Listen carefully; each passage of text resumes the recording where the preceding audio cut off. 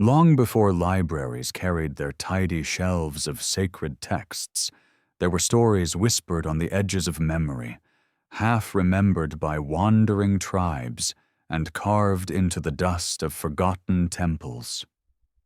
One of those stories spoke of a book that was never meant to vanish, yet somehow slipped into the shadows. It is the story of a man called Enoch, a figure mentioned only in passing in Genesis, but said to have walked with God until he was taken from the earth. Around his name grew visions of angels falling from the sky, of knowledge forbidden yet shared, and of a flood that would wipe the world clean. Some believe the words attributed to him are nothing more than fragments of ancient imagination, while others argue they hold the first map of humanity's hidden past. Between these two views lies a haunting possibility. What if Enoch's book was not removed because it was irrelevant, but because it revealed too much? Tonight we step into that possibility, a place where myth folds into history, where the boundaries of heaven and earth blur, and where silence often says more than scripture. Lean back, let the questions come, and welcome to Deformed History. If you're drawn to stories like these, the ones that live in the shadows between what we see and what was made to disappear, feel free to like and subscribe only if it feels right, and let me know in the comments where are you watching from, and what time is it for you right now. I love seeing our little map of watchers light up around the world. The Book of Enoch begins not with the authority of kings or the weight of a nation, but with the quiet figure of a man who is barely mentioned in the Bible. In the 5th chapter of Genesis, where genealogies roll like the steady beat of a drum, this one lived, this one begot sons, this one died, Enoch's entry breaks the rhythm. It says simply that he walked with God and was no more, for God took him. A strange interruption in a pattern of birth and death, almost as if a doorway opened and swallowed him whole. In that small verse lies the seed of centuries of wonder. What did it mean to walk with God? Where was he taken? Why did his name linger in the imaginations of writers who would later give him entire books filled with visions, angels, and hidden histories? To understand why the Book of Enoch mattered, we must picture the world in which it first appeared. Imagine the ancient hills of Judea, 2,000 years before the rise of Christianity, where small communities lit oil lamps against the desert night. Stories were not written in neat chapters. They were sung, whispered, carved into memory. Among these people, a genre of writing flourished called apocalyptic literature. The word apocalypse did not mean destruction the way it does today. It meant revelation, an unveiling of what is normally hidden, like a curtain pulled back to show the machinery behind the world. Apocalyptic texts often began with a chosen figure who was granted visions of heaven, or who traveled in spirit to places beyond human reach. In the Book of Enoch, that chosen figure was not Moses or Isaiah or Daniel, but a man whose life ended not in death, but in disappearance. The earliest parts of the book are known as the Book of the Watchers, and here the tone is both unsettling and captivating. It tells of angels, called the Watchers, who were sent to observe humanity. Their role was to watch, not to interfere, but in time their gaze grew restless. They looked upon human women with desire, and under the leadership of a figure named Samyaza, they swore an oath upon the high slopes of Mount Hermon. The oath bound them together, a pledge that they would descend from heaven and take wives for themselves. In the story, the act is described not as a simple crossing of lines, but as a rebellion, a trespass against the order of heaven. From these unions came the Nephilim, giant beings who filled the earth with violence. It is here that the Book of Enoch begins to diverge sharply from the neat lines of Genesis, where Genesis gives only a cryptic few verses about the sons of God and the daughters of men. Enoch stretches those verses into an entire cosmic drama. The Nephilim were not merely large men or fierce warriors. They were monstrous in appetite, consuming crops, animals, and eventually human flesh. The earth itself cried out beneath their weight, and still the watchers did not stop.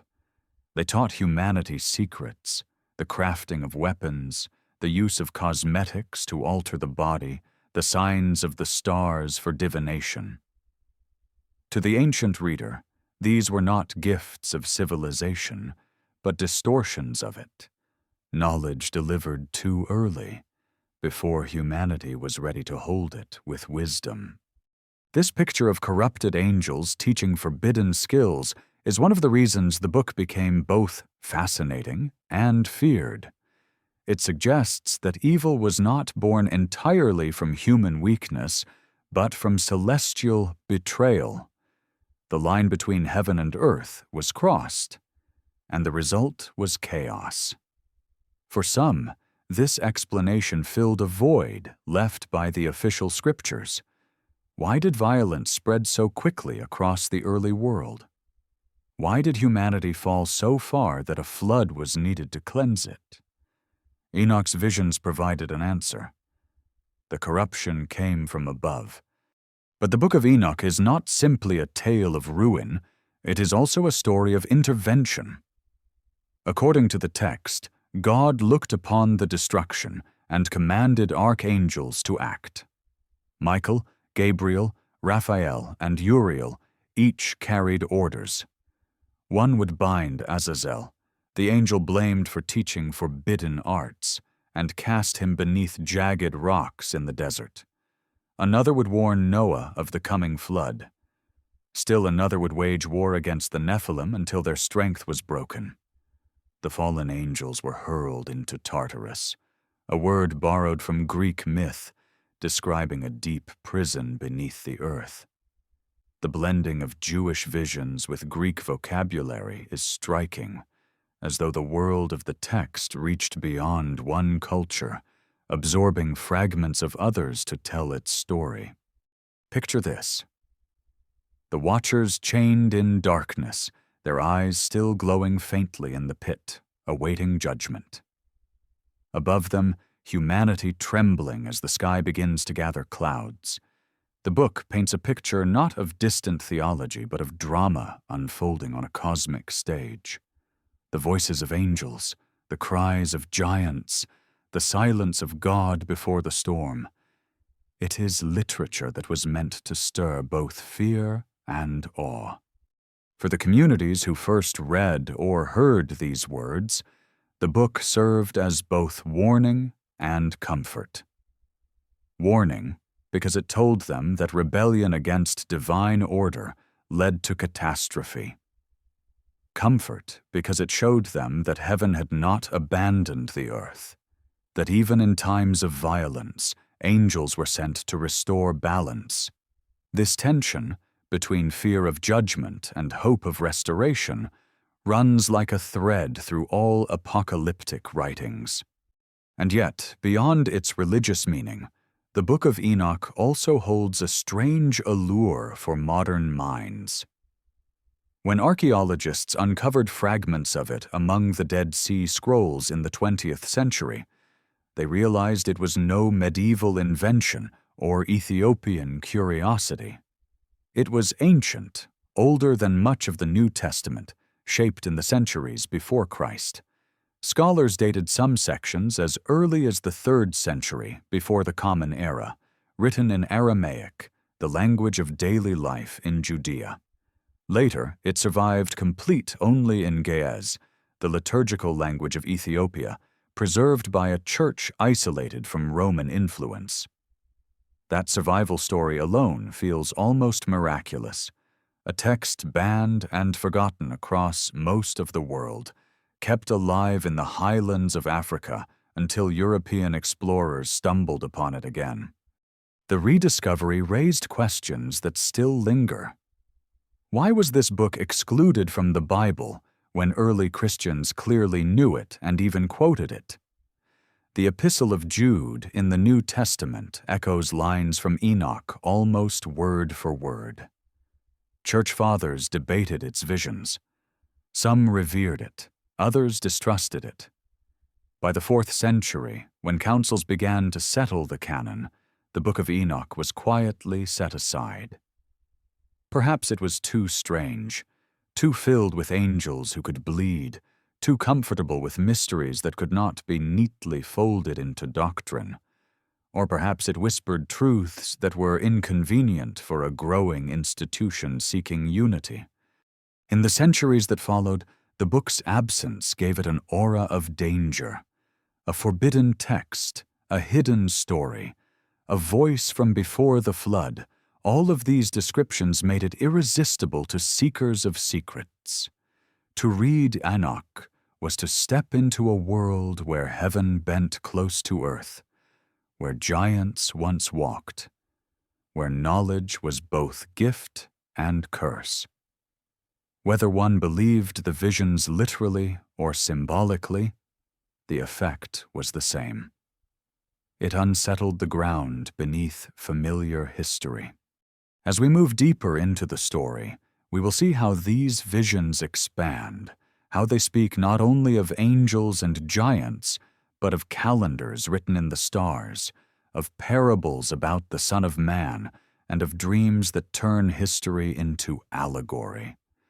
But at the heart of it all is this haunting image, a man who walked with God and did not die, whose visions were too heavy for official scripture, whose name still carries the echo of a vanished world.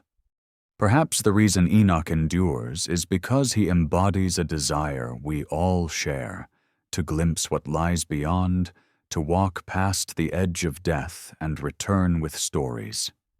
His book, whether myth or memory, is a reminder that the boundaries between heaven and earth may not be as firm as we think.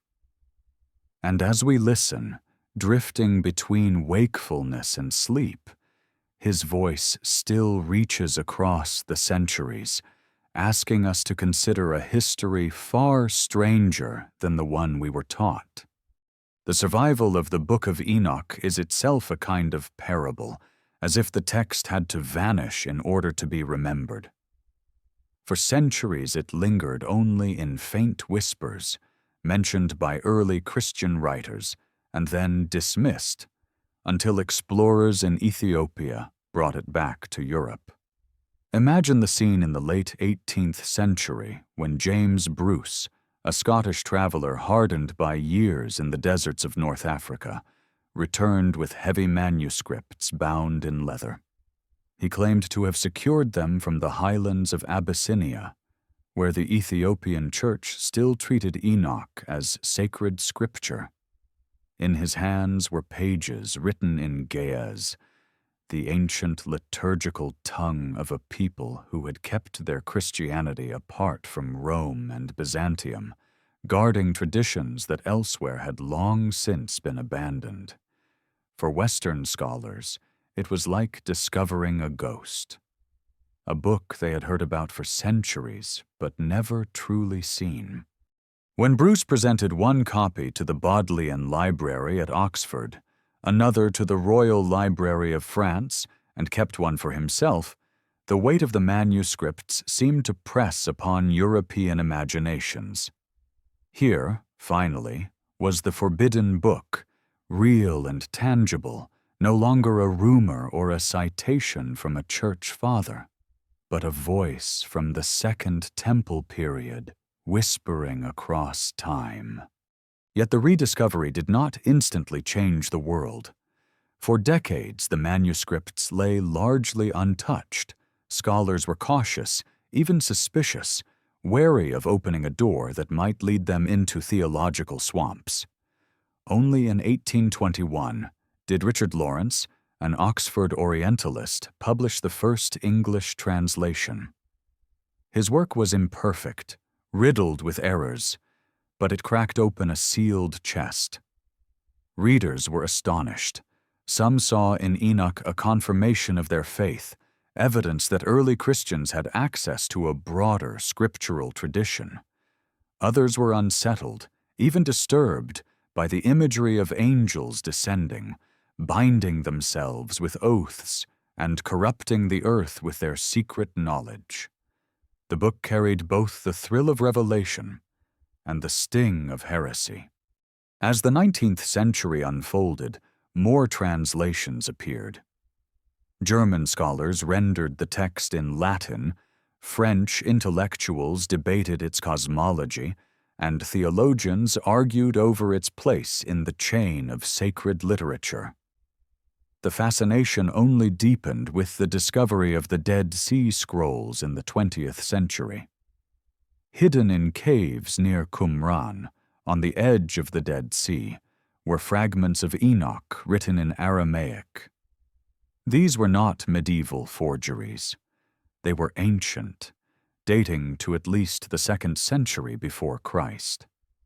The scrolls proved what some had long suspected.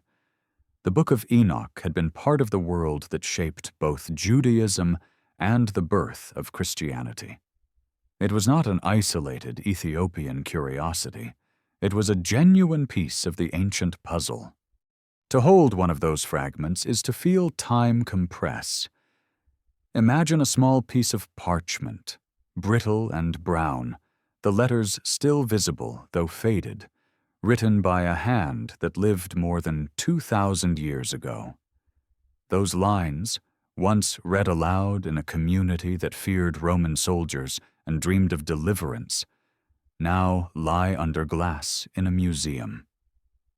They are fragile, yet their survival is almost miraculous. And in them we hear the same story that echoes through the Ge'ez manuscripts. The Watchers, the Nephilim, the forbidden knowledge, the flood. For many readers, this was not simply history, it was a disruption. If the Book of Enoch had been known and read by early Christians, if even the New Testament quoted from it, then why was it excluded from the canon? The question lingers like a splinter under the skin. Some argue the book was left out because it was pseudepigraphal, meaning it was written in Enoch's name, but not by Enoch himself. In the ancient world, this practice was common, but to later church leaders it raised questions of authority. Others say it was excluded because its ideas were too strange, too filled with angels who acted like men, too explicit in its visions of judgment and messianic glory. Still others whisper that it was removed, not because it was false, but because it was too close to something true. Imagine the councils of the 4th century. Bishops gathered in stone halls lit by oil lamps, debating which books to bind together as the Word of God. Scrolls and codices lay before them, some familiar, some disputed, all vying for a place in the sacred collection. On one table sat the Book of Enoch. For a moment it might have been considered, its words already known, its influence undeniable. But then the voices rose. Too apocalyptic, too strange, too difficult to control. And with a decision made, the book slipped into the shadows, surviving only on the fringes of faith until Ethiopia gave it sanctuary. The content itself did not help its case.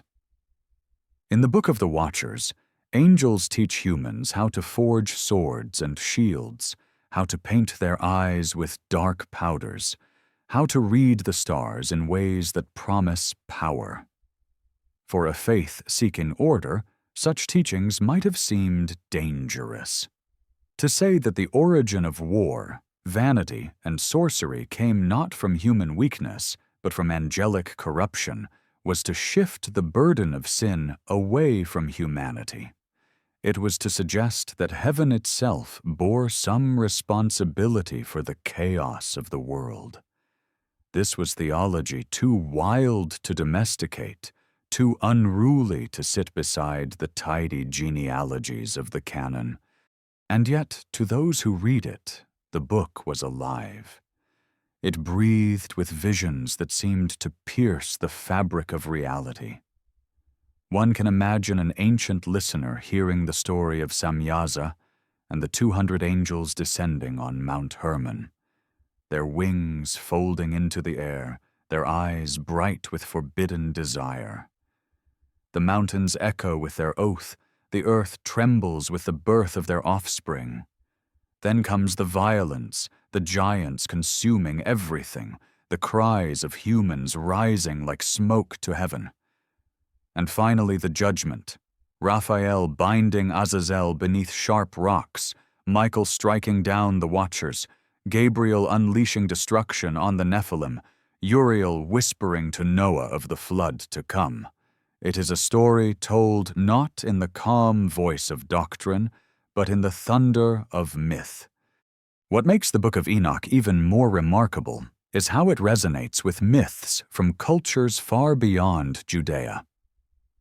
In Mesopotamia, the Anunnaki were said to descend from the skies and shape humanity.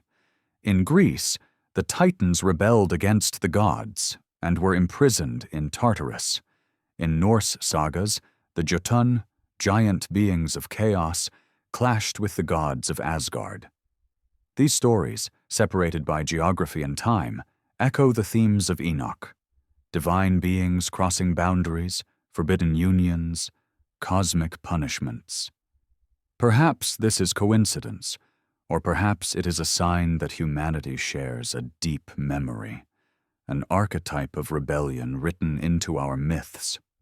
When we hear these echoes, it is tempting to wonder whether Enoch's visions were allegories or records. Were the watchers symbolic of human ambition, or were they descriptions of beings who truly walked among us? Did the Nephilim exist as towering giants, or do they stand for the monstrous appetites of humanity unleashed? The text never answers directly. It leaves the reader suspended between the physical and the symbolic, between myth and memory.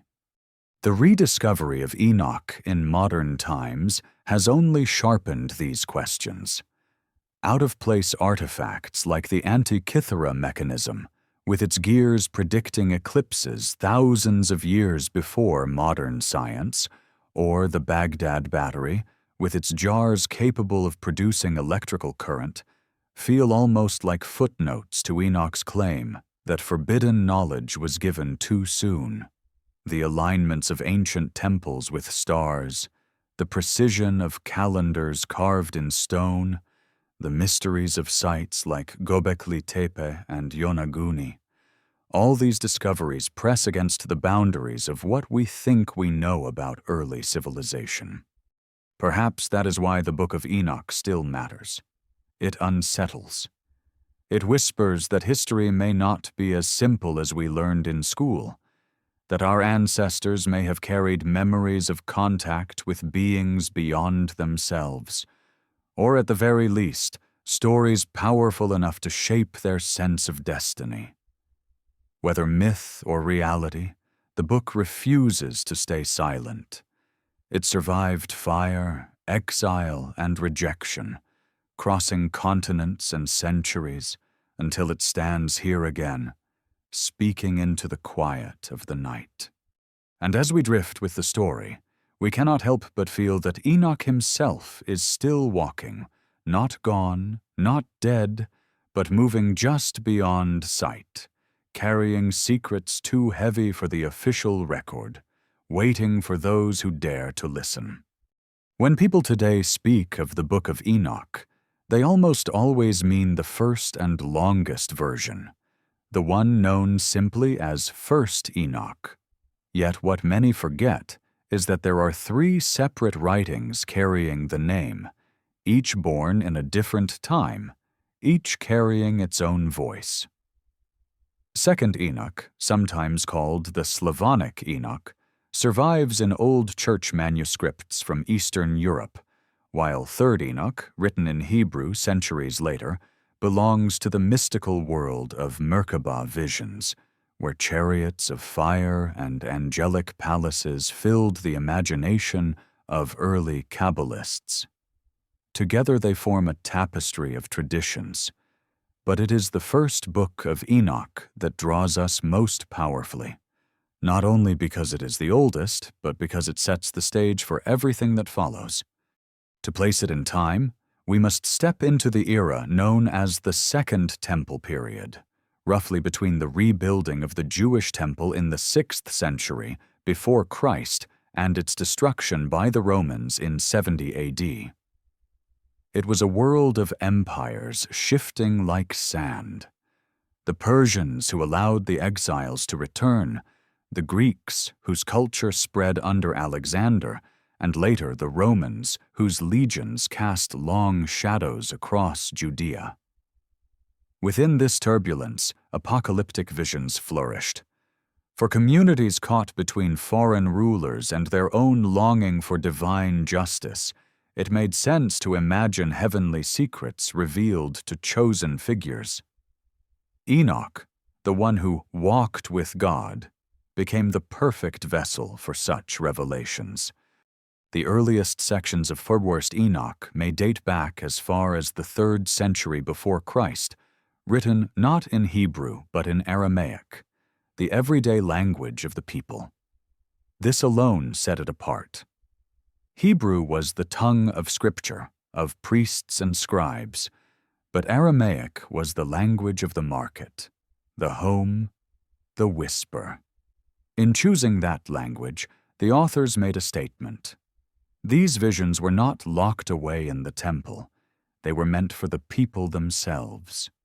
Over time, other layers were added, written perhaps in different regions, shaped by different crises, until the whole came together like a mosaic. By the time fragments were tucked away in caves at Qumran, the book was already a centuries-old tradition, a text carried by groups who believed they were living on the edge of history. The book divides into 5 great sections, though the divisions are not always clean. First comes the Book of the Watchers, the story of angels who fell and giants who walked the earth. Then the Book of Parables, a series of visions where a mysterious figure called the Son of Man emerges. After that comes the astronomical book, with its solar calendar and its precise descriptions of the movement of stars. The Book of Dreams follows, including the famous animal apocalypse, where human history is told through flocks and predators. Finally comes the Epistle of Enoch, a letter-like collection of prophecies that stretch human history across symbolic weeks. Each part carries its own rhythm, its own color, but together they weave a picture of a cosmos where heaven and earth are deeply entangled. The figure of Enoch himself grows larger in these pages than in the Bible. In Genesis, he is little more than a name, a man who lived 365 years and then was gone. But here he is a prophet, a visionary, a scribe of heaven who records the secrets of angels. He walks through fiery places of judgment. He speaks with archangels. He gazes at the machinery of the cosmos. He becomes almost more than human, and in later traditions he indeed becomes something greater. The archangel Metatron, seated beside the throne of God. In this way, Enoch bridges the gap between man and angel, between the dust of the earth and the fire of the heavens. The detail that his lifespan was 365 years is not accidental. It mirrors the number of days in a solar year, suggesting that his very life was aligned with the order of the cosmos. To ancient readers, numbers were never only numbers. They carried symbolism. Just as the flood lasted 40 days and nights, Just as Israel wandered 40 years, so Enoch's 365 years spoke of cosmic harmony. He was not merely a man, he was a calendar embodied, a walking link between time and eternity. Early Christians noticed these things. The Epistle of Jude in the New Testament even quotes directly from Enoch, warning that the Lord would come with thousands of holy ones to judge the earth. For Jude's audience, the text was known and accepted.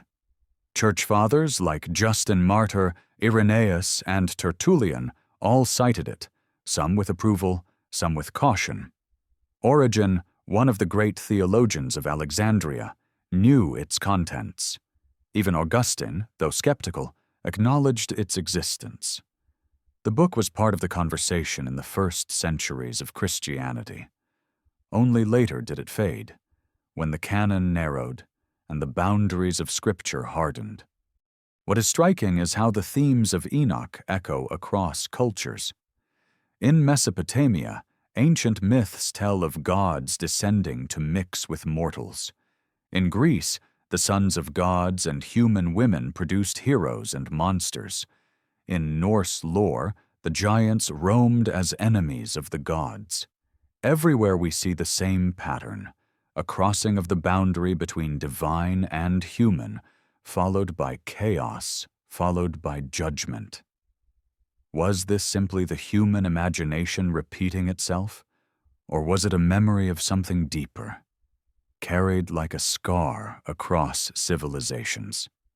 The Book of Enoch stands as one of the clearest expressions of this archetype, written not as a distant fable, but as a warning embedded in the history of the world. The fascination with Enoch also lies in its vision of justice. Unlike the genealogies that mark lives with the phrase, "and he died," Enoch breaks the cycle. He is taken. He survives. In that moment, readers glimpse the possibility that mortality is not the final word, that there is a path where human life touches the eternal. Later writers seized upon this, seeing Enoch as proof that heaven could be entered without death, that humanity was not bound entirely to the grave. The prophet Elijah would follow a similar path, carried up in a whirlwind, but Enoch was the first. He was the reminder that to walk with God was to walk into forever. As we picture him, the imagination shifts. Perhaps he was a shepherd gazing at the stars, counting days by the shadows of hills, writing visions on clay tablets. Perhaps he was a sage sitting at the edge of a fire, speaking to his children about the watchers who would one day descend. Or perhaps he was more than either, a man caught in a liminal space, chosen to carry a knowledge too heavy for his time. However we imagine him, he lingers, walking across the centuries like a ghost who never quite left the earth. And so the Book of Enoch endures, not only as text, but as presence.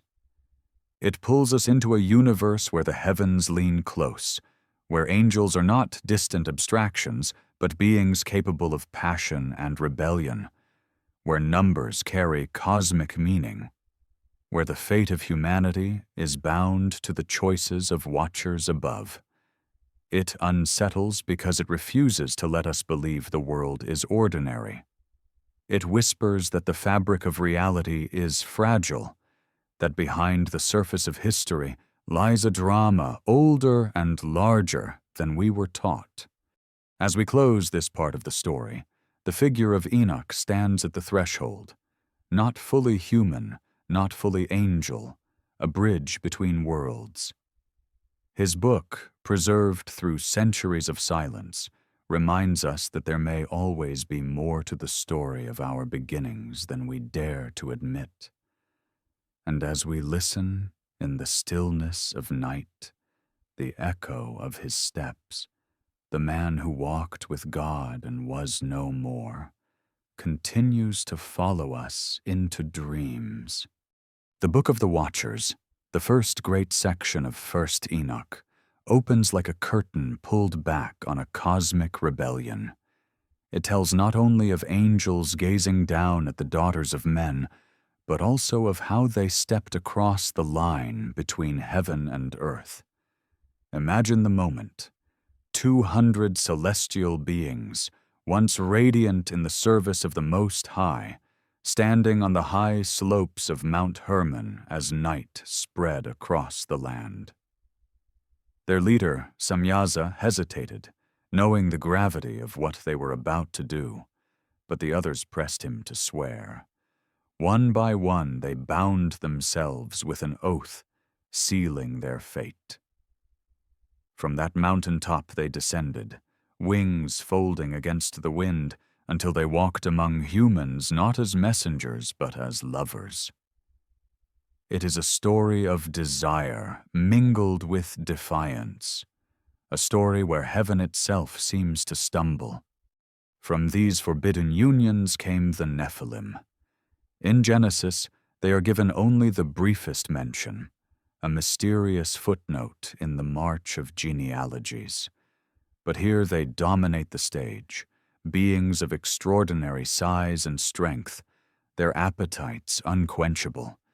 They devoured the fruits of the fields, the herds of animals, and eventually turned to devouring humanity itself. Imagine villages trembling as these giants walked the land, their shadows long and terrible, their voices echoing like thunder across valleys. To the ancient mind, such figures explained the ruins scattered across the world, megalithic stones too heavy for ordinary men, monuments whose builders had been lost to time. The Nephilim were the living embodiment of hubris, the offspring of rebellion, towering reminders that when the boundaries of heaven and earth blur, the result is chaos. But the story does not stop at their birth. The Watchers, still intoxicated by their trespass, began to share knowledge that had been sealed away. They taught humans how to forge swords and shields, how to shape metals into weapons of war. They revealed the secrets of cosmetics, the art of painting the eyes with dark powders to seduce and to deceive. They taught enchantments, the cutting of roots, the signs of the stars for divination. What we might call technology, they called corruption, wisdom delivered before its time. It was not that knowledge itself was evil, but that it came without guidance, stripped from its sacred context, handed to humanity like fire tossed into dry grass. The result was pride, greed, and violence spreading faster than the earth could endure. In this telling, evil does not arise from a single human choice in a garden, but from a celestial crime. Sin is not simply disobedience, it is the distortion of creation itself. For ancient listeners, this was both terrifying and strangely comforting. It suggested that humanity was not entirely to blame for the darkness in the world.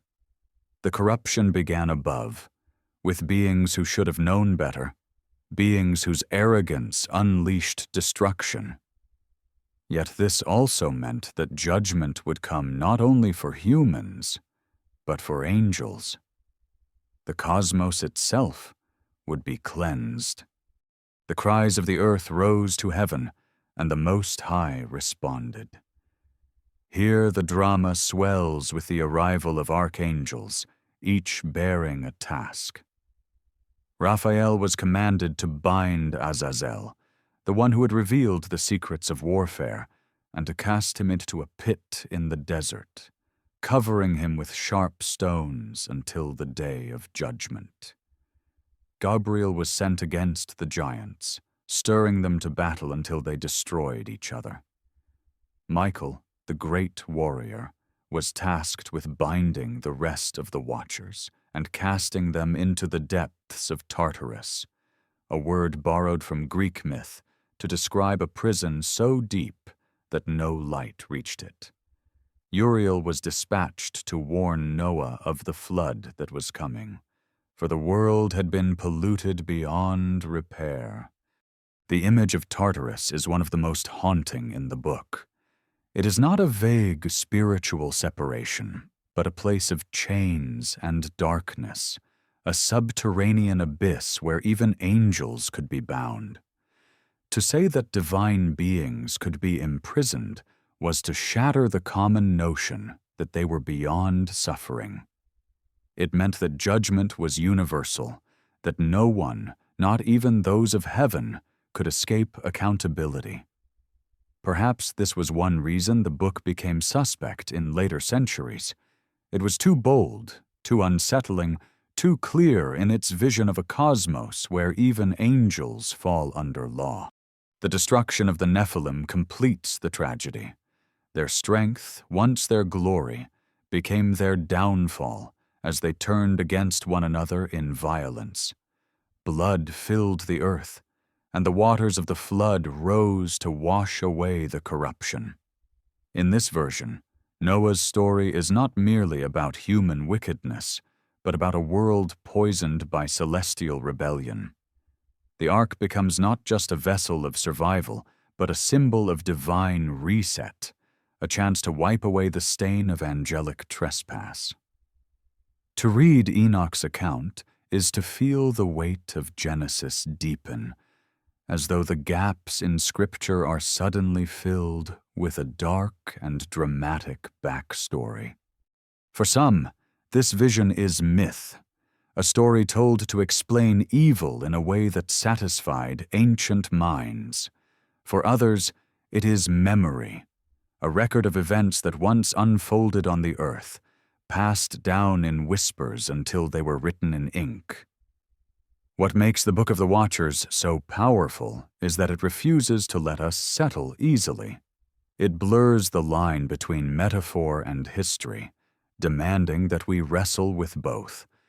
And as we reflect on this story, we cannot help but notice its echoes in other cultures. The Greeks spoke of gods who mingled with mortals, producing heroes and monsters. The Mesopotamians told of divine beings descending from the heavens, shaping mankind. The Norse remembered giants who opposed the gods, wild forces of chaos held at bay by divine power. Across time and space, the pattern repeats. Heavenly and earthly realms intersect, chaos follows, judgment comes. Was this a shared imagination or a shared memory? Perhaps the answer lies somewhere in between, in the way human beings tell stories to explain the unexplainable. Even today, the story resonates. We still ask where knowledge comes from, whether some discoveries arrive too early, whether technology can outpace wisdom. The Watchers feel strangely modern, figures who give humanity tools without the moral compass to wield them. The Nephilim resemble our fears of power grown monstrous, appetites unchecked, strength turned to violence, and the flood, whether literal or symbolic, mirrors our own anxieties about ecological collapse, about a world stretched beyond repair. The Book of Enoch may be ancient, but its themes ripple into our present. As the night deepens, and we sit with this tale, the image of Enoch himself drifts back into view. He is the one who recorded these visions, the one who saw the angels descend, who walked among them in spirit, who wrote their fate in a book. He stands at the center not as a conqueror or a giant, but as a witness. And perhaps that is why his story matters still. In a world where boundaries blur, where the sacred and the profane intertwine, we need witnesses. We need those who walk with God, who see beyond the veil, who remind us that history is not only what lies behind us, but what continues to unfold in the unseen. The flood stands as one of the most enduring stories in human memory, echoed not only in the Bible, but in countless cultures across the globe.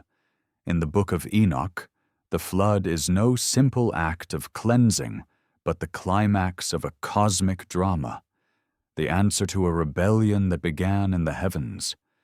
When the cries of humanity rose, when the earth itself groaned under the weight of corruption, the judgment fell like a storm that could not be turned aside. Water, the element of life, became the instrument of death, washing away the Nephilim, silencing the watchers, and resetting the balance of creation.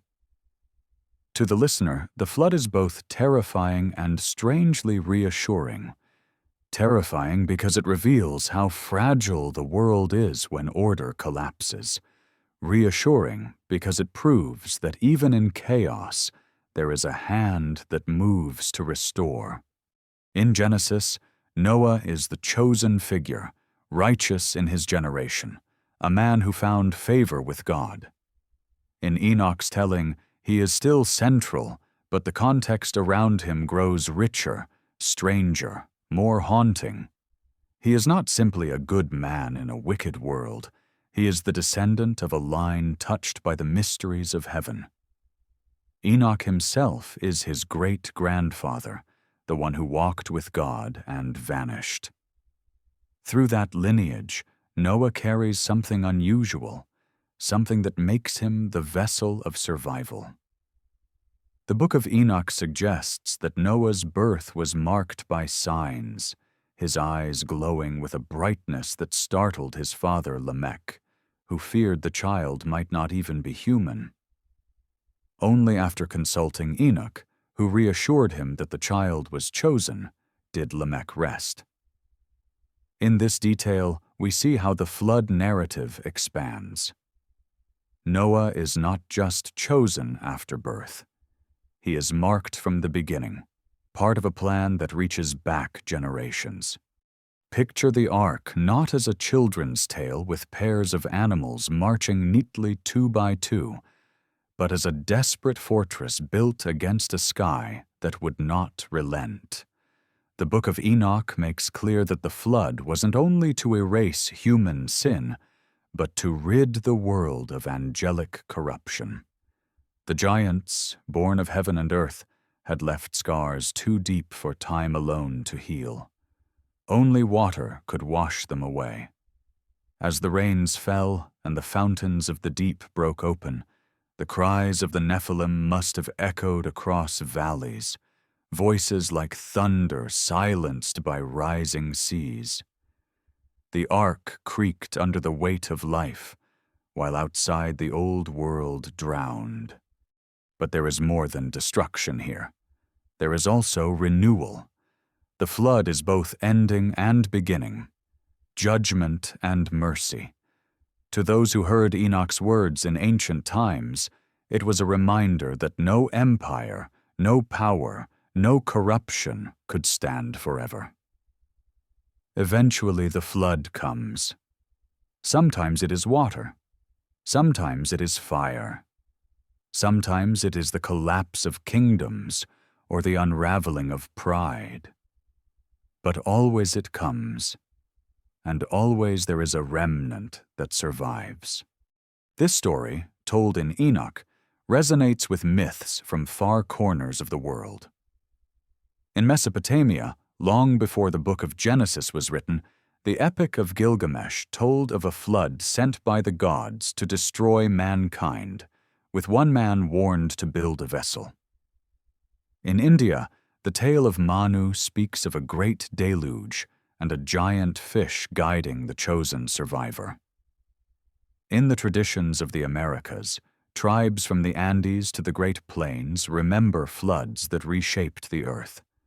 Even in the Pacific Islands, stories survive of waters rising, of families saved in canoes, of land swallowed by the sea. The flood is a memory that humanity seems unable to forget. Why does it appear everywhere? Some say it is myth, a way of explaining the power of water, the terror of storms, the fragility of life. Others suggest it recalls real events, rising seas at the end of the last ice age, rivers flooding plains, ancient tsunamis, swallowing coastlines. Perhaps it is both, a memory rooted in reality and retold through the lens of the sacred. The Book of Enoch does not shy from its meaning. It insists that the flood was judgment, a deliberate act to cleanse the world of corruption. To the faithful, this was not merely a natural disaster, but the handwriting of God upon the earth. The Watchers, bound in Tartarus, awaited their final judgment. The Nephilim, drowned in the flood, became restless spirits, condemned to wander the earth as demons, according to some interpretations. This detail in Enoch is chilling. The giants' bodies perished, but their spirits did not. They lingered, bodiless and hungry, seeking rest but never finding it, becoming the dark forces that would plague humanity long after the floodwaters receded.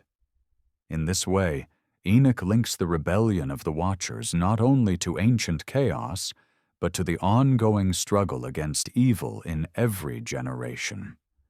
The demons of later lore, the spirits that haunt, deceive, and torment, are traced back to these lost giants, the offspring of heaven and earth who could not be fully destroyed. The flood, then, is not the end of the story. It is the beginning of a new chapter, one where humanity continues but carries with it the memory of what once was. Every rainbow becomes a reminder, every storm a whisper of what the world endured. And behind it all stands Enoch, the scribe who recorded the visions, the prophet who saw not only the judgment, but the mercy woven into it. To reflect on this is to feel the flood not as distant myth, but as symbol pressing against our own time. When cities crumble, when oceans rise, when violence devours the weak, we hear the echo of Enoch's words. The flood may not come as walls of water, but it comes nonetheless in the unraveling of systems, in the collapse of arrogance. The question is always the same. Who builds the ark?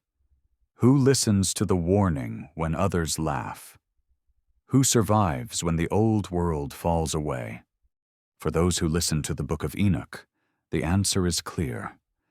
The survivors are the ones marked by faith, by obedience, by humility before the mysteries of heaven. Noah was not perfect, but he was chosen, and in that choice the future was preserved. The lesson is not that we can escape judgment, but that we can prepare, that we can live in such a way that when the flood comes, whatever form it takes, we are not swept away. So the flood lingers, not only as history but as warning.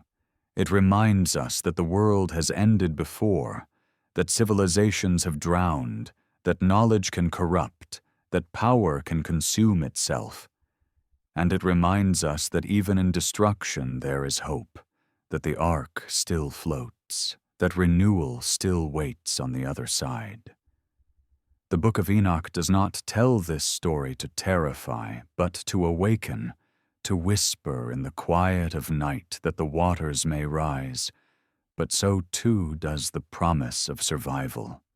And so we close this part with the image of the ark on the waters, carrying not only animals and people, but the fragile thread of humanity's future.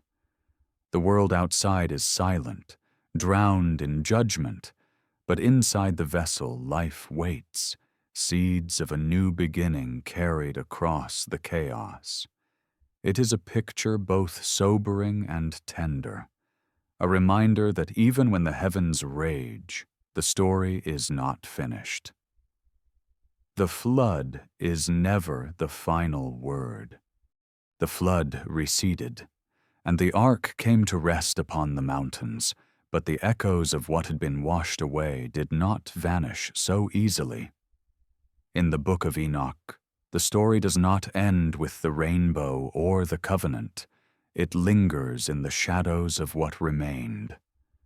The earth, cleansed of the giant's flesh, still carried their spirits. According to Enoch's visions, the souls of the Nephilim did not ascend to heaven, nor descend to Sheol with ordinary men. Instead, they became restless, wandering, unable to find peace. These disembodied beings, stripped of their enormous bodies, turned into something new and terrifying, spirits that haunted the world, feeding on fear, confusion, and violence. They were no longer giants, but they were not gone. They became what later generations would call demons. Picture the scene. Villages beginning to rebuild after the flood, the ground still wet with memory.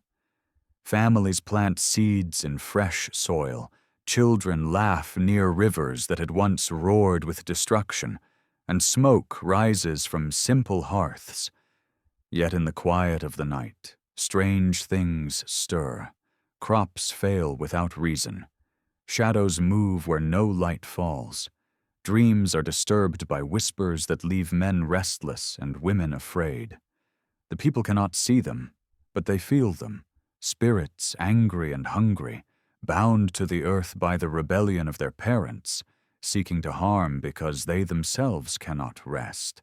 This idea, that demons are the lingering souls of the Nephilim, is one of the most unsettling legacies of the Book of Enoch. It suggests that evil is not an outside force pressing in, but a consequence of choices made long ago, echoing across generations. For ancient communities, this interpretation explained much about the unseen world. Disease, madness, sudden violence, all could be attributed to these wandering spirits. Unlike angels, they were not servants of heaven. Unlike humans, they were not bound by mortality. They were caught in between, children of a union that should never have been, neither fully divine nor fully human. To live in such a world was to believe that the battle against evil was not only fought on fields of war, but in the invisible spaces of the soul. Enoch's writings describe these spirits as corruptors, leading men astray, teaching sorcery, and whispering rebellion.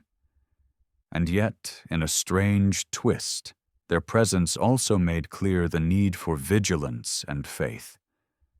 If the world was filled with such unseen enemies, then only those who walked closely with God could stand against them. In this way, the Book of Enoch sharpened the sense of cosmic struggle, showing that humanity lived in a world where every choice mattered, not just to men, but to powers that hovered beyond sight. Later traditions absorbed this imagery. By the time of the New Testament, when Jesus cast out demons and spoke of unclean spirits, listeners would have recognized the connection. They knew the stories of the Watchers and the Nephilim, and they understood that the demons troubling their villages might be remnants of that ancient corruption. Enoch's influence lingered like a ghost, shaping how entire generations interpreted their struggles with darkness. Even though the book was no longer part of the canon, its ideas bled into the fabric of belief, surviving in the margins of theology and in the imagination of the people. What makes this part of the story haunting is the way it bridges myth and daily life. The giants may seem far removed, their size exaggerated, their rebellion the stuff of legend.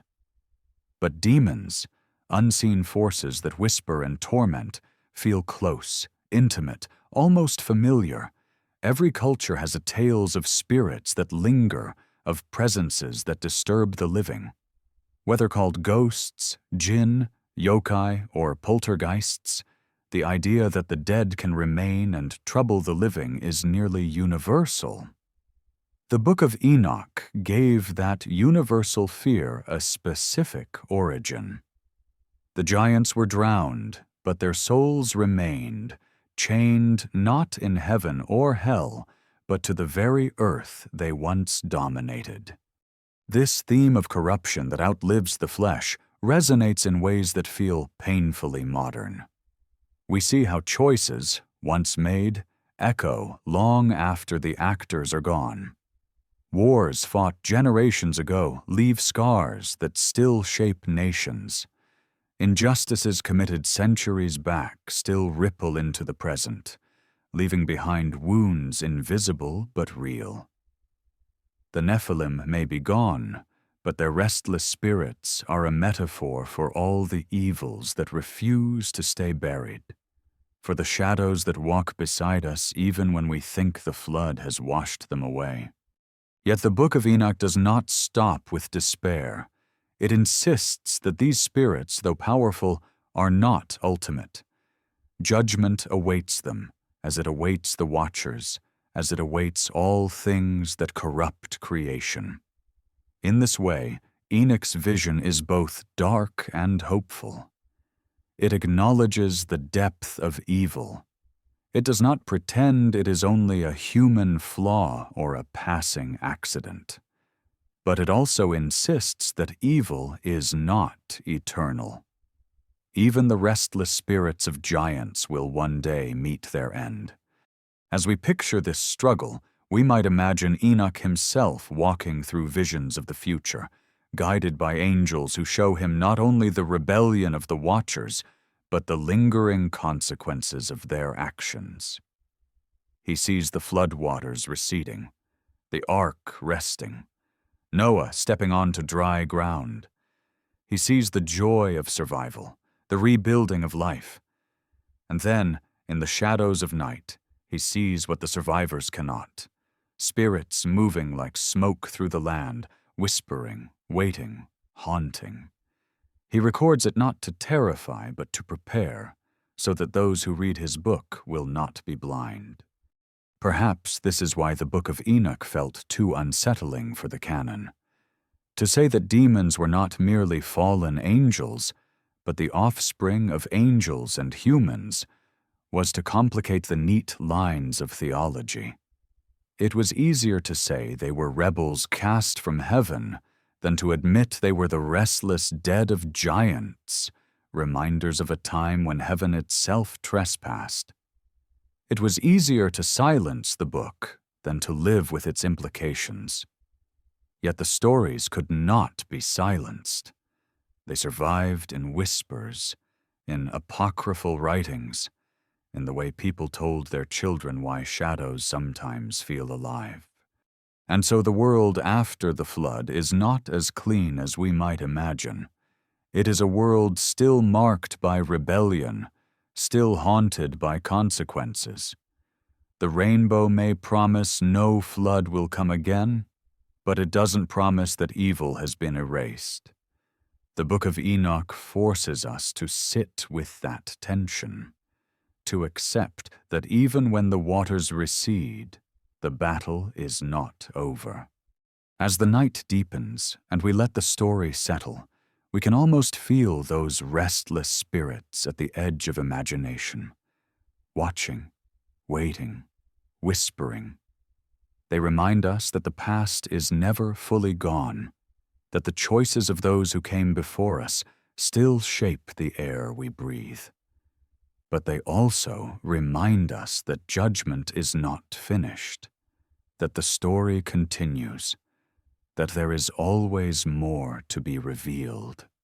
If the Book of the Watchers is a story of rebellion and judgment, then the next great section of First Enoch, the Book of Parables, is a story of revelation and hope. It shifts the stage from giants and floods to visions of the heavenly court, where justice is prepared and the future is unveiled. Here Enoch is lifted once more into the realms above, guided through halls of glory, and shown figures whose presence changes the shape of faith itself.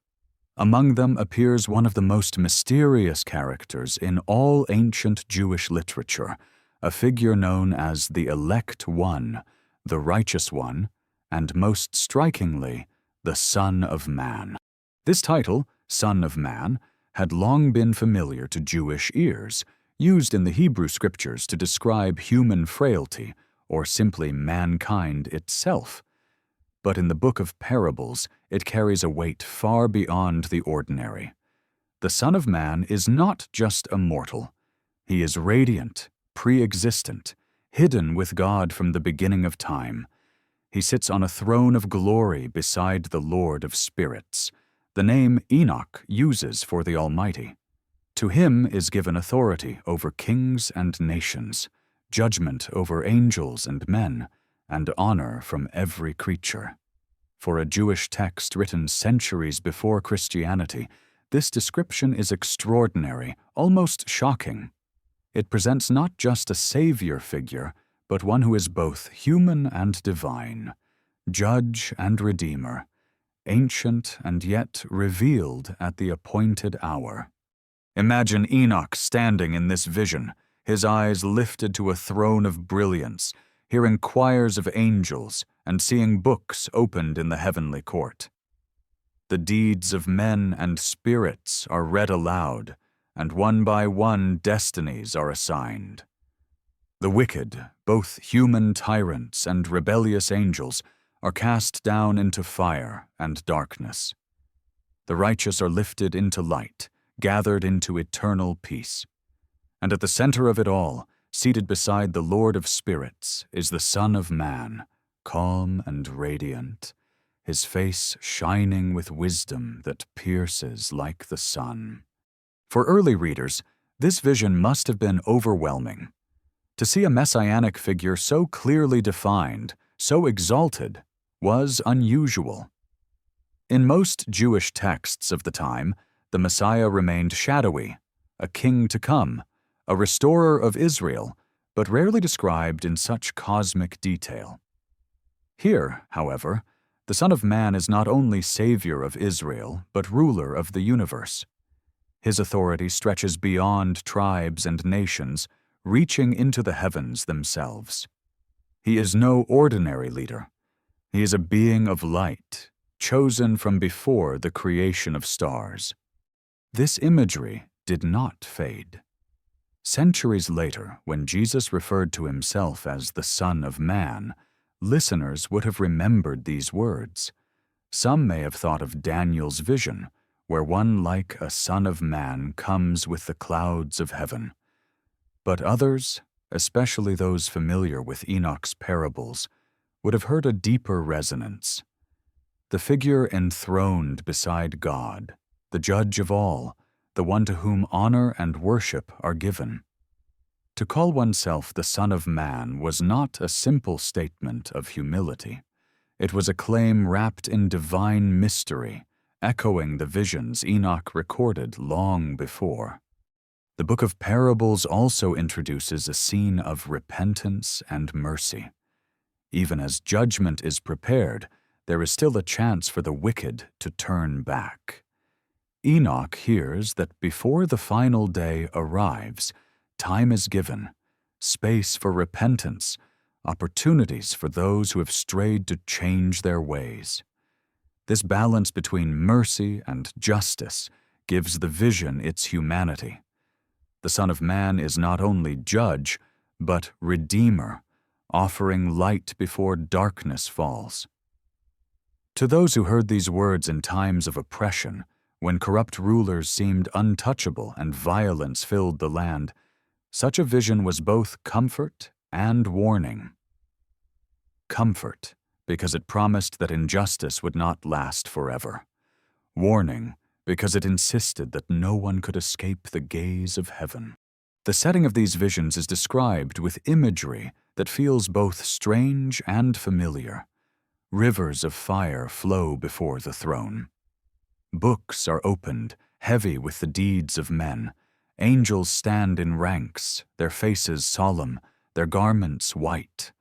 The heavens themselves seem to bend, as if time and space are drawn into the courtroom of eternity. This is not a world far removed from ours, but one hovering just beyond the veil, waiting to break through when the appointed hour comes. What makes the Book of Parables so powerful is not only its theology, but its poetry. It speaks in images that linger in the imagination. The Son of Man hidden from the beginning, revealed only to the righteous, the nations trembling before his light, the kings of the earth weeping as their power crumbles, the faithful shining like stars in the presence of glory.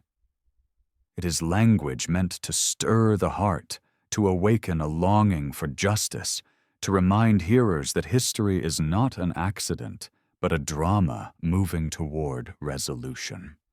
And yet, the presence of the Son of Man in this pre-Christian Jewish text raised troubling questions for later scholars.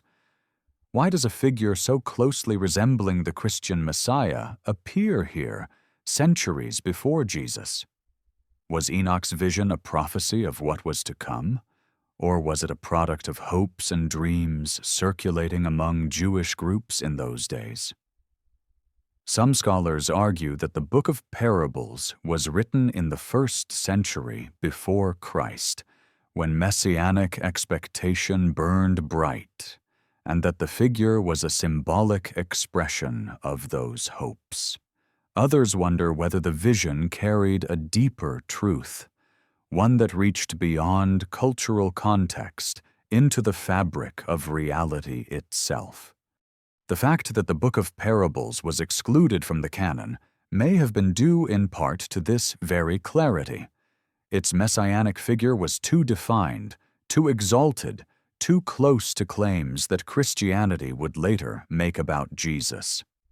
For rabbis and church leaders seeking unity, such a text could be dangerous, stirring divisions and controversies that threatened fragile stability. Better to leave it aside, to let it fade, than to wrestle with its implications. And yet, even in silence, its influence endured. The title, Son of Man, carried forward. The imagery of judgment lingered, and the hope of divine justice refused to die. To reflect on this section of Enoch is to feel the weight of longing.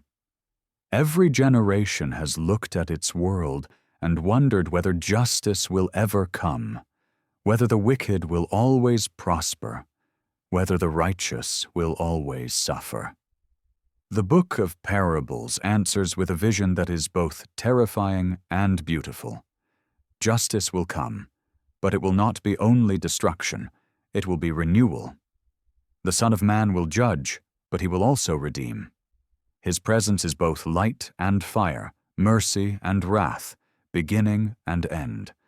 As we drift into the imagery of this vision, we can almost hear the rustle of angelic robes, the turning of cosmic pages, the voices chanting in a tongue older than time. We can almost see Enoch standing at the edge of the throne room, trembling, his eyes wide with the brilliance of what he beholds. He records not with cold detachment, but with awe, knowing that what he writes is not merely for his own generation, but for those who will come long after, perhaps even for us. And in the quiet of the night, when the world outside grows still, his words reach across centuries, reminding us that history has a center, that justice has a face, that the Son of Man, radiant and hidden from the beginning, still waits to be revealed. The figure of the Son of Man, unveiled in Enoch's visions, lingers in the imagination like a face glimpsed through light, half hidden, half revealed, yet unforgettable. The Book of Parables does not describe him with the cold detail of an official creed, but with poetry that burns into memory. He is radiant, his countenance like the brilliance of the sun, yet his gaze is steady and piercing. He is gentle towards the righteous, but his presence shakes the foundations of thrones and empires. For the communities who first heard these words, living under the weight of foreign rule and longing for deliverance, this vision carried both comfort and revolution. It told them that no matter how powerful earthly kings appeared, there was another authority above them, seated beside the Lord of Spirits, waiting for the appointed time to judge. In one of Enoch's parables, the Son of Man is depicted as pre-existent, chosen and hidden before the creation of the world, reserved for the moment when the righteous would need him most. This idea of pre-existence is striking. In most Jewish traditions of the time, messianic figures were imagined as future kings, descendants of David who would arise in history. But here, the Son of Man is not simply a man who will come. He is one who already is, one who has always been, hidden like a jewel until the moment of unveiling. To hear this was to feel the universe stretch wider, to imagine a Savior whose roots reach beyond time itself. What is most compelling is the way his authority is described. He does not seize power through armies or conquest. He does not demand thrones or crowns forged by human hands. Instead, authority is given to him by the Ancient of Days, the Lord of Spirits. His rule is not temporary, but eternal, his dominion not fragile, but cosmic. Kings may rise and fall, empires may collapse into dust, but his throne remains unshaken. In this way, the vision speaks not only to those who lived under Rome or Greece or Persia, but to every generation that has ever looked at the chaos of history and wondered whether justice will stand. The Book of Parables does not shy away from describing judgment. The wicked are not ignored. Their deeds are read aloud, their pride confronted, their power stripped.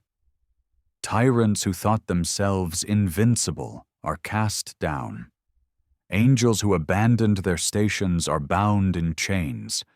The earth itself testifies against corruption, the seas and mountains bearing witness to the violence done upon them. This cosmic courtroom is not a metaphor hidden in gentle language. It is vivid, terrifying, and absolute. And yet within the same vision, the righteous are described as shining with light, gathered into peace, sheltered in the presence of the Son of Man. Judgment here is not only about destruction, but about restoration, about separating what corrupts from what endures, so that the world can be made whole again. One cannot help but notice how these themes echo in later writings. When Jesus in the Gospels speaks of the Son of Man coming in glory with angels, when he speaks of nations gathered for judgment, when he describes the meek inheriting the earth, the resonance with Enoch is unmistakable. Scholars debate whether Jesus consciously drew from Enoch, or whether both he and his listeners simply shared the same well of imagery. Either way, the overlap is undeniable. Enoch's parables gave shape to a vision of justice that would later bloom in Christian teaching. And though the book itself was set aside, its influence coursed through the imagination of the early church. For ancient hearers, this overlap between the heavenly and the earthly was not abstract. It meant that their daily struggles, hunger, oppression, exile, injustice, were not invisible.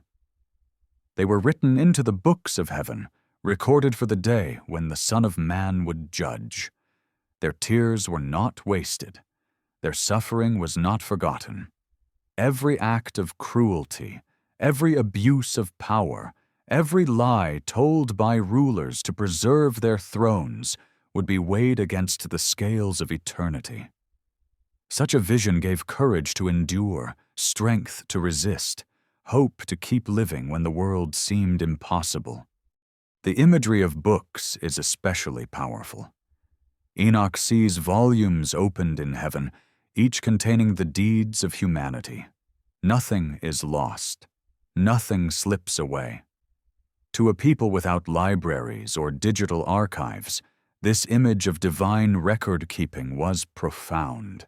It meant that the universe itself remembered. Even when generations died, their actions remained written, waiting for the day of reckoning.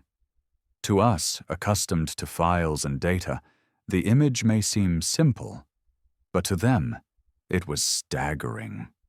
To imagine angels recording every deed, every choice, was to feel both awe and fear, a reminder that life was not fleeting but eternal in consequence. The Son of Man, seated in glory, is described as both terrifying and tender. He wields judgment with authority, but he also offers mercy to the humble. He is not a cold judge tallying sins, but a redeemer who gathers the faithful into safety. This balance between justice and mercy is what makes the vision enduring. It is not merely wrath that defines him, but love, not merely destruction, but restoration. To the weary, he is rest. To the oppressed, he is vindication. To the arrogant, he is fire. In him, opposites converge, and the mystery deepens. The Book of Parables also speaks of a time when the righteous will dwell with the Son of Man, sharing in his light. This is not simply survival, but transformation. The faithful are not left to stand trembling on the edges of glory. They are invited into it. They become luminous, shining like stars, reflecting the brilliance of the throne.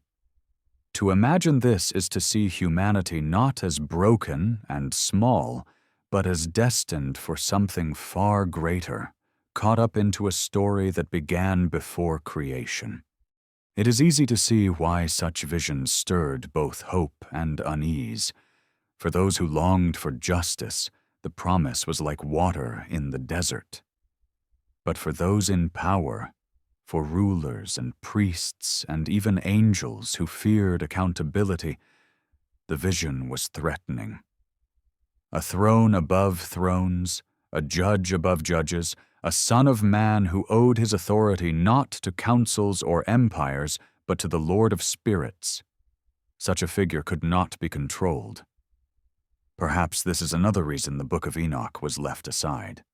It was too uncontrollable, too radical, too filled with visions that could ignite revolutions of the spirit. And yet, despite being excluded, it endures. Its words echo in New Testament passages, in early Christian hymns, in the imagination of mystics. It endures because it touches something universal: the longing for justice, the hope for mercy, the belief that history has meaning. The Son of Man, radiant and hidden, still waits in the visions of Enoch, his throne unshaken, his presence reaching across centuries. As we listen in the quiet of night, we can almost see him, seated beside the Ancient of Days, his face shining, his eyes steady. We can almost hear the rustle of books opening, the murmur of angels, the trembling of nations, and in that vision we find not only fear, but hope. Hope that the world is not abandoned, that justice is not forgotten, that light will break through even the darkest of nights. After the visions of the Son of Man and the judgment of nations, the Book of Enoch turns to something at once quieter and stranger, the section known as the astronomical book, or sometimes the Book of the Heavenly Luminaries. Here the tone shifts from fiery thrones and cosmic courts to the patient rhythms of the sky. Enoch, guided by angels, is shown the movements of the sun, the moon, the stars, and the winds, all described with a detail that startles modern readers. It is as if the universe itself opens like a scroll, and every light in the heavens becomes a letter spelling out secrets of time. The angel Uriel, often called the angel of wisdom and light, serves as Enoch's teacher in these visions. He leads the patriarch across the firmament, pointing out gates through which the sun rises and sets, paths along which the moon travels, cycles that govern the tides and seasons. To Enoch, a man of earth, this would have been overwhelming. Imagine walking not upon soil but across the vault of the heavens, looking down upon the world as though from the vantage point of the stars. Every sunrise, every moonrise is no longer a mystery but a procession, ordered and measured with care. One of the most remarkable features of this section is its insistence on a solar calendar of 364 days, divided neatly into 4 quarters of 91 days each. To ancient readers, this number carried a sense of perfection, symmetry, and balance.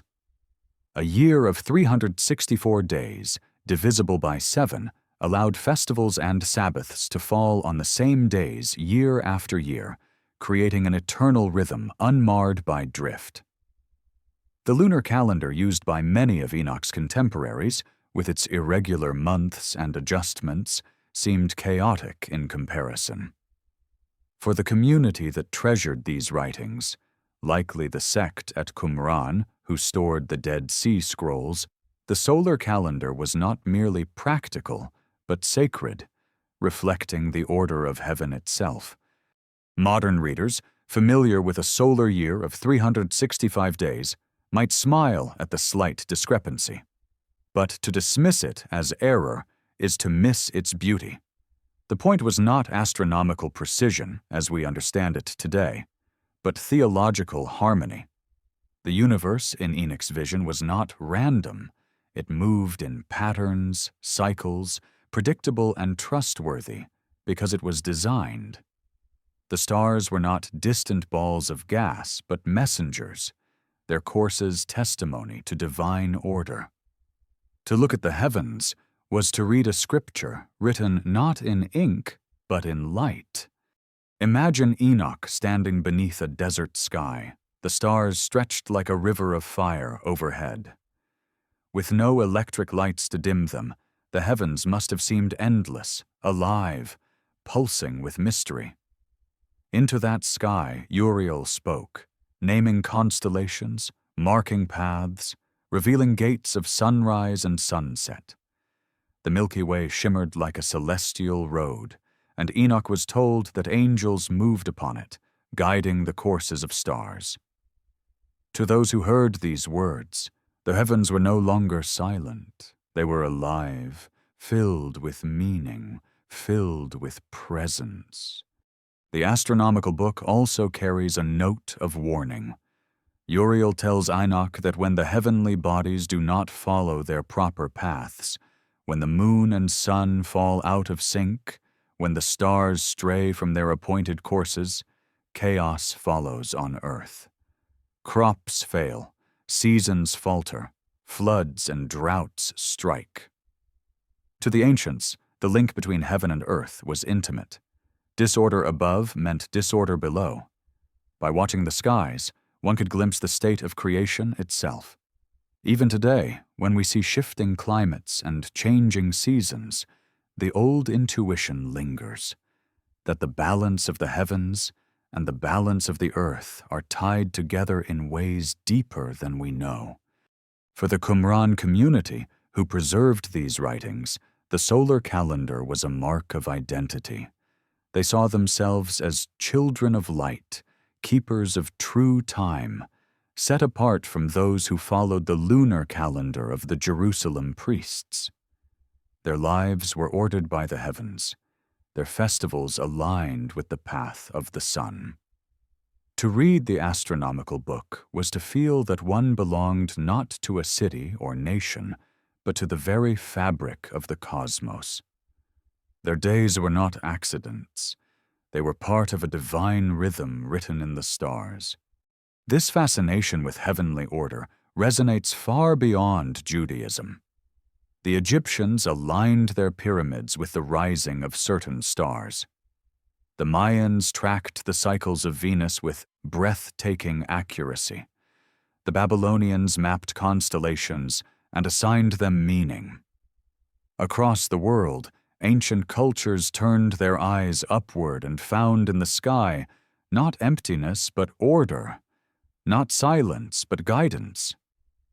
The Book of Enoch belongs to this universal longing, but with its own voice, insisting that the order of the heavens was given by angels, revealed to Enoch, and meant to guide humanity into harmony with the divine. What strikes modern readers is the blend of observation and vision. Some passages sound like careful astronomy, noting how many days the moon lags behind the sun, how the seasons shift, how the equinoxes mark the year. Other passages read like myth, with gates opening in the east, angels guiding stars, and heavenly books recording their paths. For Enoch, these were not contradictions. Knowledge and vision were one. To study the heavens was to see the handiwork of God. To measure days was to touch eternity. The modern division between science and spirituality had no place here. All knowledge was sacred, because all knowledge came from above. As we listen to these passages, we might wonder, why did this section matter so much? Why would a people living under Roman oppression care about the paths of the sun and moon? The answer lies in order. When the world on earth seemed chaotic, unjust, and violent, the heavens reminded them that order still existed. Kings might be corrupt, empires might rise and fall, but the sun still rose in its appointed gate, the stars still followed their paths, the calendar of heaven still moved with symmetry. To live by that order was to proclaim allegiance not to Rome or to priests, but to the Creator himself. The astronomical book also whispers of mystery. Some of its descriptions are so detailed, so technical, that modern scholars puzzle over how ancient writers could have known them. Were they careful observers of the skies, keeping records over generations? Or did they inherit knowledge from cultures older still, passing down fragments of wisdom now forgotten? To some, this section feels like a glimpse of advanced astronomy clothed in myth. To others, it is a symbolic vision, more poetry than science. To those who read it in faith, it is revelation, given by angels to a man who walked with God. Whatever its source, its effect is undeniable. It slows the reader, turning attention upward, inviting us to see time itself as sacred. Days are not accidents. Months are not conveniences. They are part of a cosmic order, woven into creation, revealed through light. And perhaps that is why this section still speaks.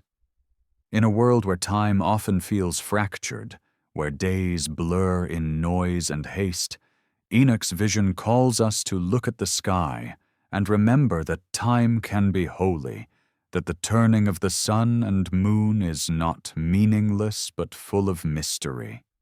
As we drift with the story, we can almost feel the desert night around us, cool air on our skin, stars blazing overhead. We can almost hear Uriel's voice, patient and steady, explaining the courses of the luminaries, teaching us that to live well is to live in rhythm with the heavens.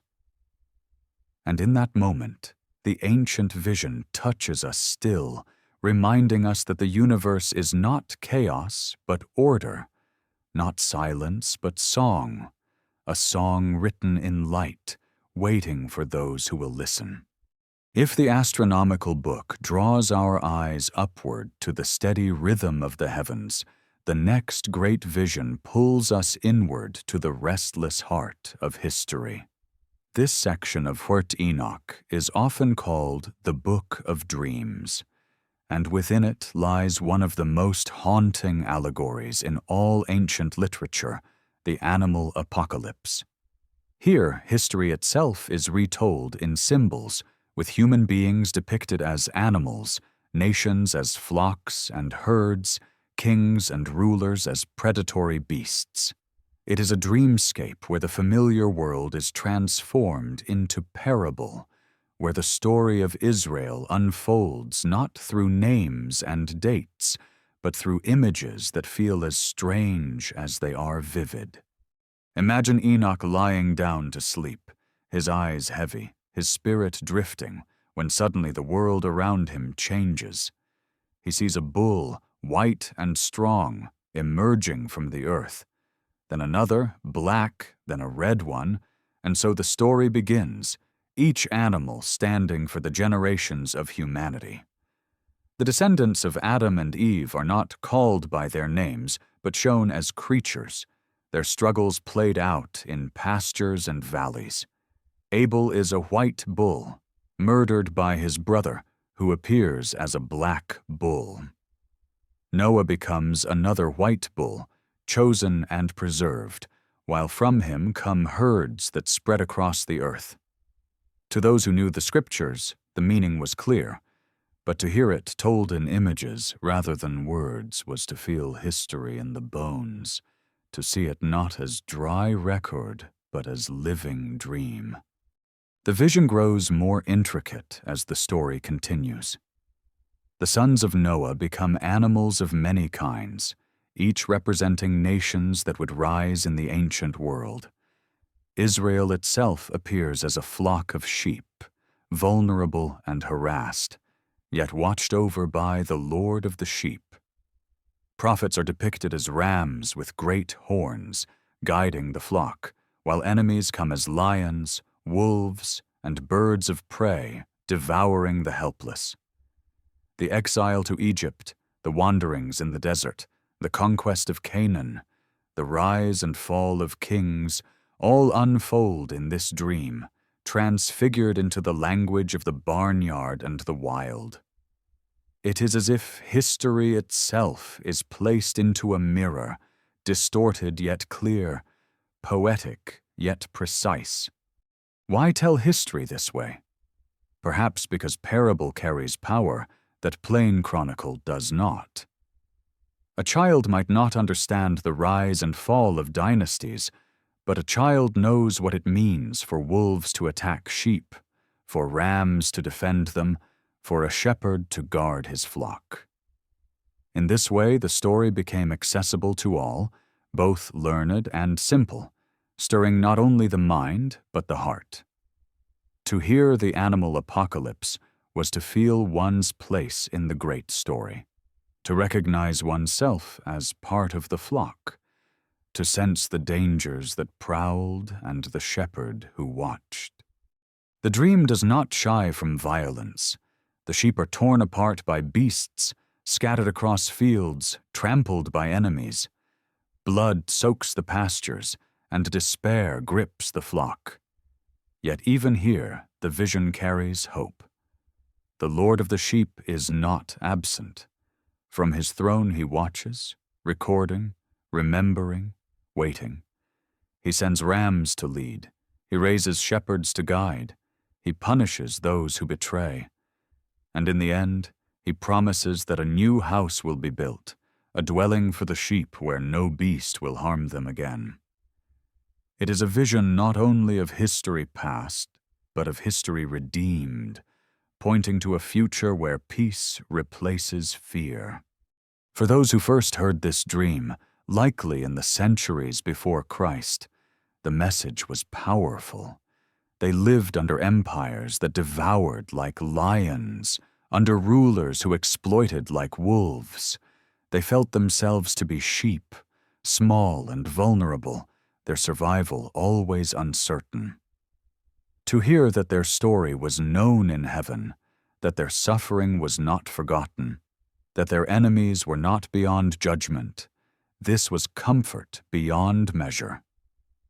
It was also a call to faith, a reminder that the flock must stay together, must follow the rams who led with righteousness, must trust the Lord of the sheep who never sleeps. One detail of the dream stands out: the building of a great house. In the vision, after much blood and wandering, the Lord of the sheep causes a new temple to be raised, shining and glorious, a dwelling place where his presence abides forever. For the exiled and the oppressed, this was a vision of restoration, The temple in Jerusalem had been desecrated, destroyed, rebuilt, and threatened again. To see a heavenly promise of a perfect house, one that no enemy could corrupt, was to glimpse the fulfillment of longing. It pointed not only to stone and mortar, but to something eternal, a dwelling of light where the flock would finally find rest. The allegory also carries a sharp critique of leadership. The shepherds appointed to watch over the flock often fail, neglecting their duties, allowing wolves to prey, sometimes even joining the beasts in devouring the sheep. These false shepherds are condemned with fury, judged more harshly than the wolves themselves. For the listeners, this was a daring message. It meant that corruption was not only outside, in foreign rulers, but inside, in leaders who betrayed their people. The dream exposed both enemies and traitors, holding all accountable before the Lord of the sheep. What makes the animal apocalypse remarkable is how it compresses vast stretches of history into a single vision. From Adam to the Maccabees, from creation to restoration, centuries are told in the language of animals. It is history, but it is also prophecy, for the dream does not end in the past. It points to a future when the flock will be gathered, when the beasts will be destroyed, when peace will cover the fields. In this way, the dream bridges memory and hope, turning history itself into a parable of redemption. To modern readers, the allegory might seem strange, even naive. But if we listen carefully, we can hear its resonance. We too live in flocks and herds, under leaders who may guide or exploit, surrounded by forces that prey upon the weak. We too long for a house where peace endures, where wolves no longer prowl, where justice is not a dream but a dwelling. The animal apocalypse speaks across centuries, reminding us that the story of history is not finished, that the flock still moves toward a promise. As the dream ends, Enoch wakes, his heart heavy with what he has seen, his mind filled with images of sheep and wolves, rams and shepherds, temples and thrones. He writes it down, not to amuse, not to entertain, but to warn and to comfort. And as we read, drifting into sleep, we too feel ourselves part of the flock, walking across fields of time, watched by eyes both kind and fierce, moving slowly toward a house not yet built, but already shining in the vision of eternity. The Book of Dreams fades, but Enoch's visions do not end there.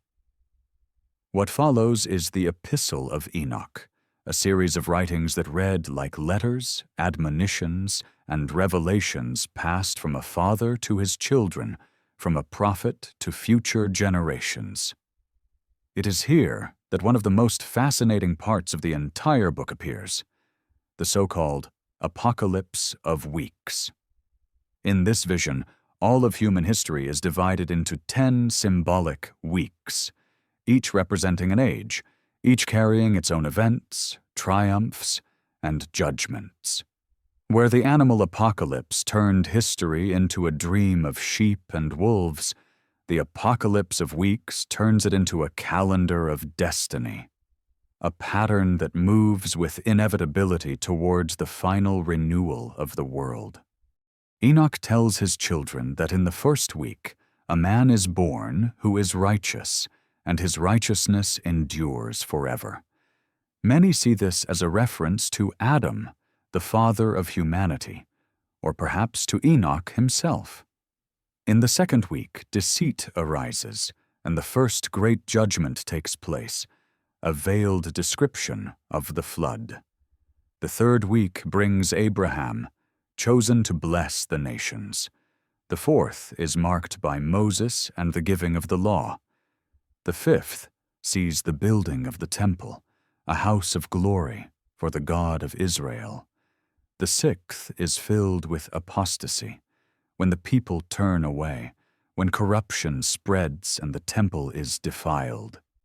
The seventh week, more mysterious, speaks of apostates who will be punished and of the rise of the chosen righteous who will see a plant of righteousness grow. The eighth week brings righteousness that lasts forever.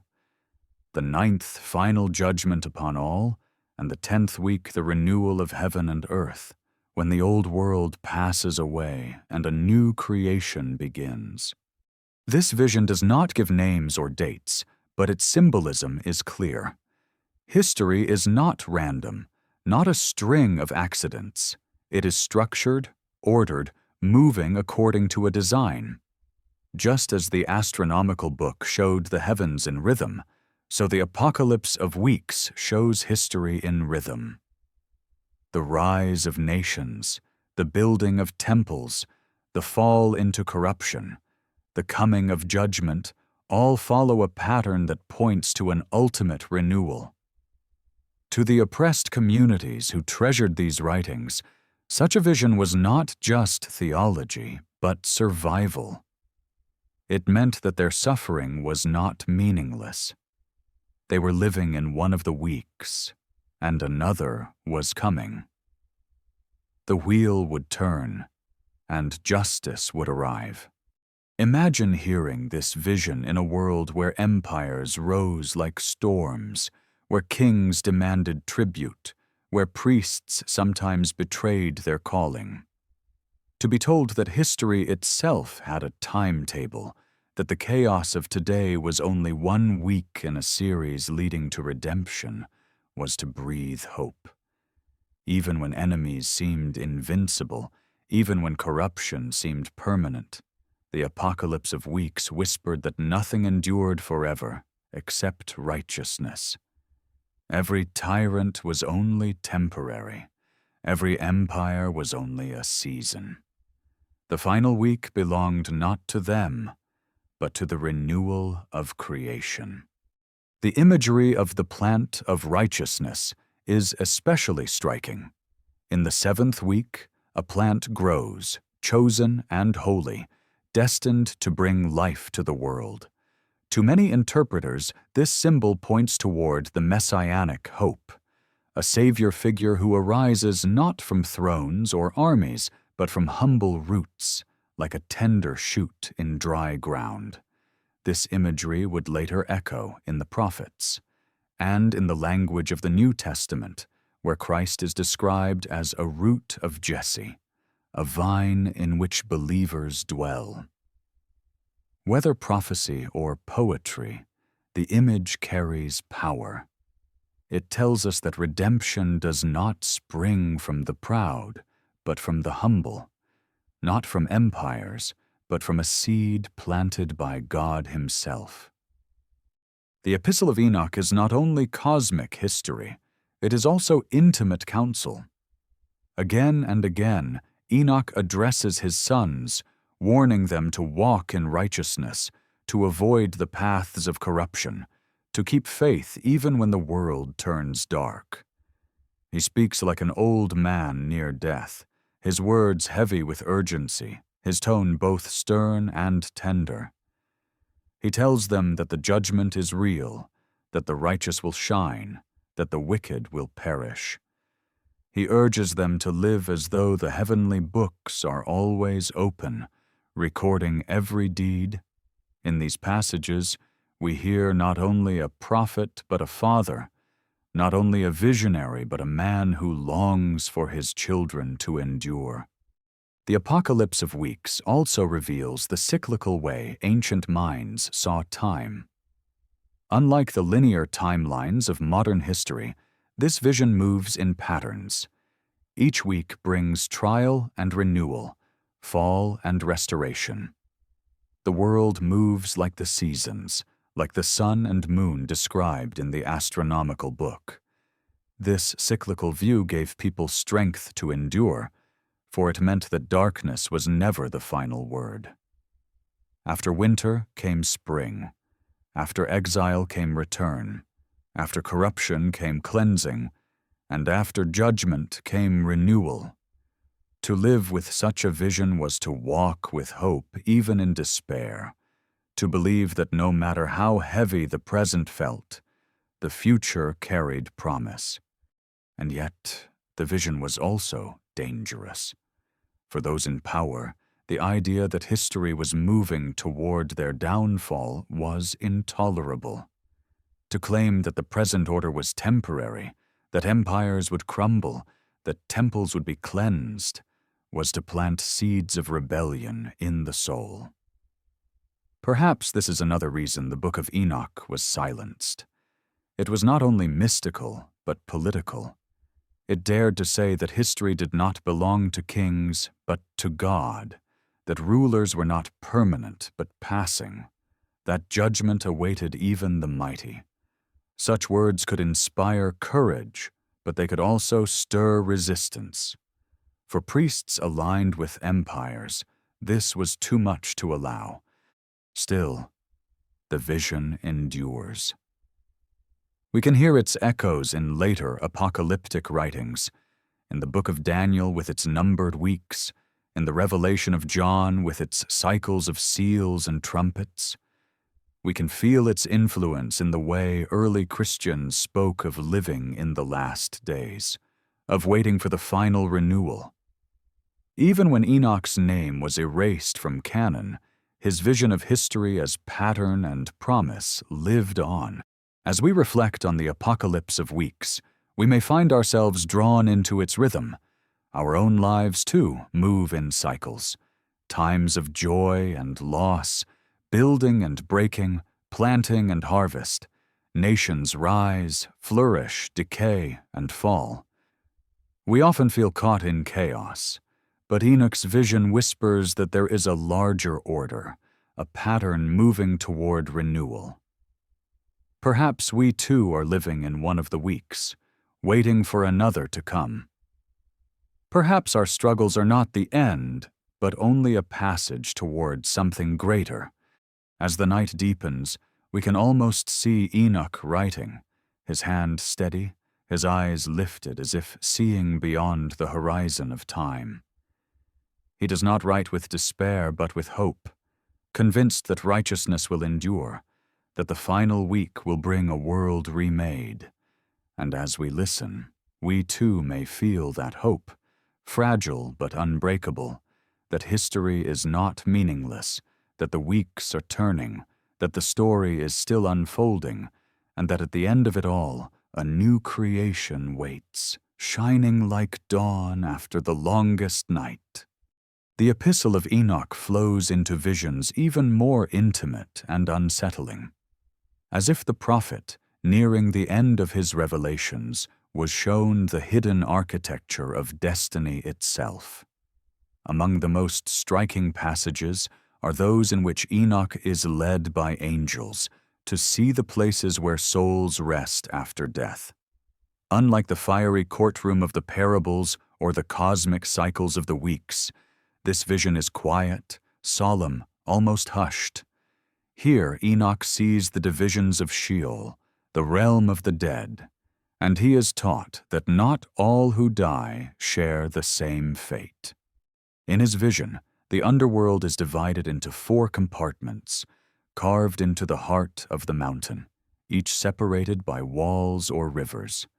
In one reside the righteous, their spirits glowing with peace, awaiting the day when they will be clothed in light and inherit the promise of eternal life. In another dwell the wicked, tormented even in their waiting, their cries rising like smoke, knowing that judgment will confirm their doom. A third place holds those who were neither fully righteous nor utterly wicked, whose deeds were mixed, awaiting the decision of the judge. And in the fourth are the martyrs, those who suffered injustice on earth, crying out for vengeance, their voices rising until the day when justice would finally come. To picture this vision is to feel the weight of moral order pressing into the very structure of the cosmos. Death is not an escape. The grave is not the end. Every soul is preserved, every deed remembered, every injustice awaiting answer. To hear this in the ancient world, where death often seemed final, was both terrifying and comforting. Terrifying because nothing could be hidden. Comforting because the forgotten and oppressed would one day be vindicated. The cries of the innocent did not vanish into silence. They were stored in the chambers of Sheol, waiting for the Son of Man to hear. This vision resonates with passages later found in Christian writings. In the Gospel of Luke, Jesus tells of a rich man and a poor beggar named Lazarus, their fates reversed after death, one in torment, the other in comfort, divided by a great chasm. The similarity to Enoch's divisions of Sheol is striking. It suggests that the imagery of Enoch lingered in the imagination of Jewish communities, shaping how they understood the afterlife. Even the revelation of John, with its martyrs crying out beneath the altar, echoes the voices Enoch heard. Souls demanding justice, awaiting the final judgment when God would act.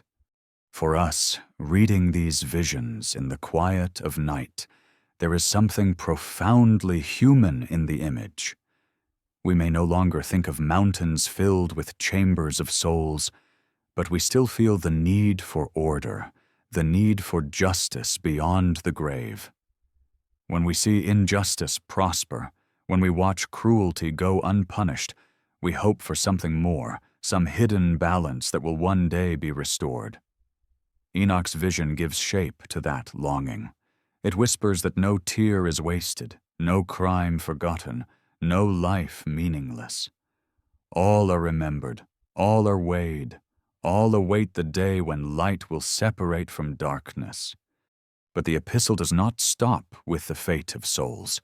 It also speaks of wisdom, a theme running quietly beneath all of Enoch's writings. Again and again he urges his children to seek wisdom, to cling to it as to life itself. In his vision, wisdom descends from heaven, searching for a dwelling among men, but finding no place. Rejected, she returns to heaven, where she remains until the end. The image is bittersweet, for it suggests that humanity has spurned the very gift that could save it. Wisdom longs to dwell with us, but pride and corruption drive her away. Yet the promise lingers that in the renewal of the world, wisdom will return, filling creation with harmony once more. This personification of wisdom resonates with other ancient writings, especially the Book of Proverbs, where wisdom is described as a woman standing in the streets, calling out, offering life to those who listen.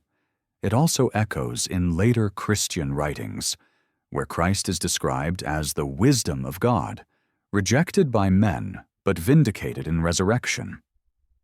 Whether seen as divine attribute, angelic being, or messianic figure, wisdom in Enoch's vision is more than knowledge.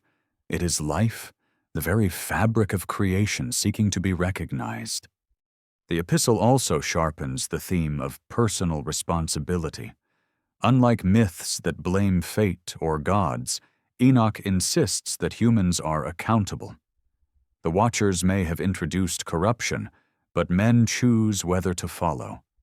Every act of violence, every word of deceit, every betrayal of the vulnerable is written in the heavenly books. The angels record without bias, and the books will be opened. This relentless insistence on accountability gives the epistle its moral force. It does not allow us to hide behind excuses. It tells us that our lives matter, our choices echo, our deeds endure. And yet, for all its sternness, the epistle carries a note of tenderness. Enoch, as father and prophet, speaks with urgency, but also with love. He does not thunder from a pulpit. He pleads from the heart. He wants his children to walk in righteousness, not because it will make them powerful, but because it will make them whole. He warns of judgment not to terrify, but to save. His words are heavy, but they are also gentle, like the hand of an old man guiding his family down a dangerous path. For those who listened in the ancient world, this combination of cosmic vision and personal counsel was powerful. It placed their lives within a vast story, stretching from creation to judgment, but it also spoke to their daily struggles, their choices, their hopes for their children. It told them that the universe was not indifferent, that every act of kindness, every moment of faith, was seen and remembered. And it reminded them that wisdom, though rejected now, would return, that light would shine, that the story was moving toward renewal. As we let these words settle, drifting between wakefulness and sleep, we can almost imagine ourselves standing beside Enoch, peering into the chambers of Sheol, hearing the voices of the souls, feeling the weight of history pressing forward. We can almost hear the whisper of wisdom calling from the heavens, longing to dwell among us once more. And we can feel the urgency of a father's voice, reminding us that life is not empty, that choices matter, that the final week is coming, and that in that week all things will be made new. As Enoch's epistles draw toward their climax, the visions widen once more, reaching beyond the fate of individual souls to encompass the destiny of the entire cosmos. Where the chambers of Sheol revealed the hidden order of death, these final revelations speak of the renewal of heaven and earth, of a world stripped of corruption, washed in fire, and remade in light. It is here that Enoch's voice becomes almost prophetic thunder, yet even in its power, it carries the soft undertone of longing. Longing for the day when injustice ends. Longing for the moment when creation itself is healed. The imagery is vivid. Enoch is shown mountains melting like wax before the fire, seas boiling, stars trembling in their courses. The earth shakes, the heavens split, and from the throne of the Lord of Spirits flows a river of flame. This fire is not wild destruction, but purifying judgment. It consumes what is corrupted, but it preserves what is pure. It burns away pride, deceit, violence, and idolatry, but it leaves untouched the righteous, who shine like sparks lifted by the wind. In this way, the judgment is both terrifying and hopeful. It is not annihilation, but transformation, the cleansing of a world sick with rebellion. For ancient listeners, this vision must have been overwhelming. To imagine the mountains themselves collapsing, to hear that stars could be shaken, was to realize that nothing in creation was beyond the reach of judgment. Even the most permanent features of the world, hills, oceans, constellations, would not stand unchanged. Yet at the same time, the promise of renewal gave courage. If even mountains could melt, then surely the tyrants of the earth, whose thrones seemed immovable, would fall. If the stars themselves could be shaken, then surely empires could be overturned. The cosmos would not remain as it was. Justice would come, not as an abstract idea, but as a fire written into the fabric of the universe. Enoch is also shown the fate of the rebellious angels and their offspring. The watchers, once radiant in heaven, now lie bound in darkness, their chains unbreakable, their cries unheard. The Nephilim, whose bodies drowned in the flood but whose spirits still wandered, are cast at last into pits of fire, Their restlessness ended in final judgment. Here the story that began on Mount Hermon reaches its conclusion. The rebellion that blurred heaven and earth, that unleashed violence and corruption, is at last undone. The earth sighs in relief as the weight is lifted. The voices of the oppressed rise in joy as justice is fulfilled. Yet the vision does not end with destruction. Beyond the fire lies renewal. Enoch sees a new heaven and a new earth, cleansed of the old corruption, shining with light. The house of God is established forever, a dwelling not made with hands, where his presence abides and his people dwell in peace. No more beasts prowl the fields, no more wolves circle the flock, no more false shepherds betray their charge. The righteous are gathered like jewels, each shining with brilliance, each reflecting the glory of the Lord of spirits. The world is not ended but remade, not abandoned but restored. This vision resonates deeply with later writings. The prophet Isaiah spoke of a new heavens and a new earth, where the former things would not be remembered. The revelation of John speaks of fire consuming the old world and a new Jerusalem descending from heaven, where God dwells with his people. The imagery is so close that one can almost hear Enoch's voice echoing in the background. Even though the book was excluded from the canon, its themes bled into Scripture, shaping how generations imagined the end of history. To modern minds, the image of cosmic fire may seem frightening, even alien. We fear destruction, the loss of what we know.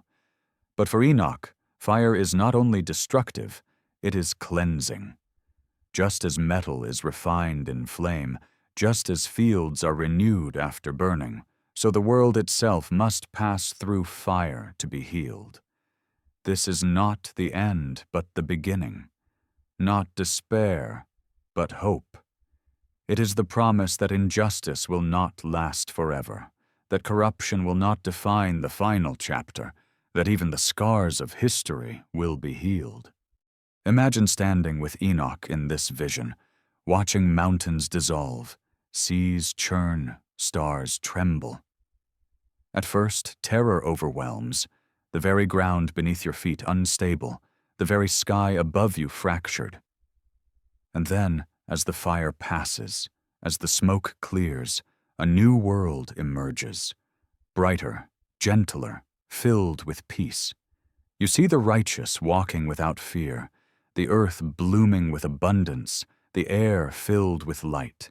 You feel that the story has reached not a tragic end, but a glorious beginning. That is the power of Enoch's vision. It transforms fear into hope, judgment into promise.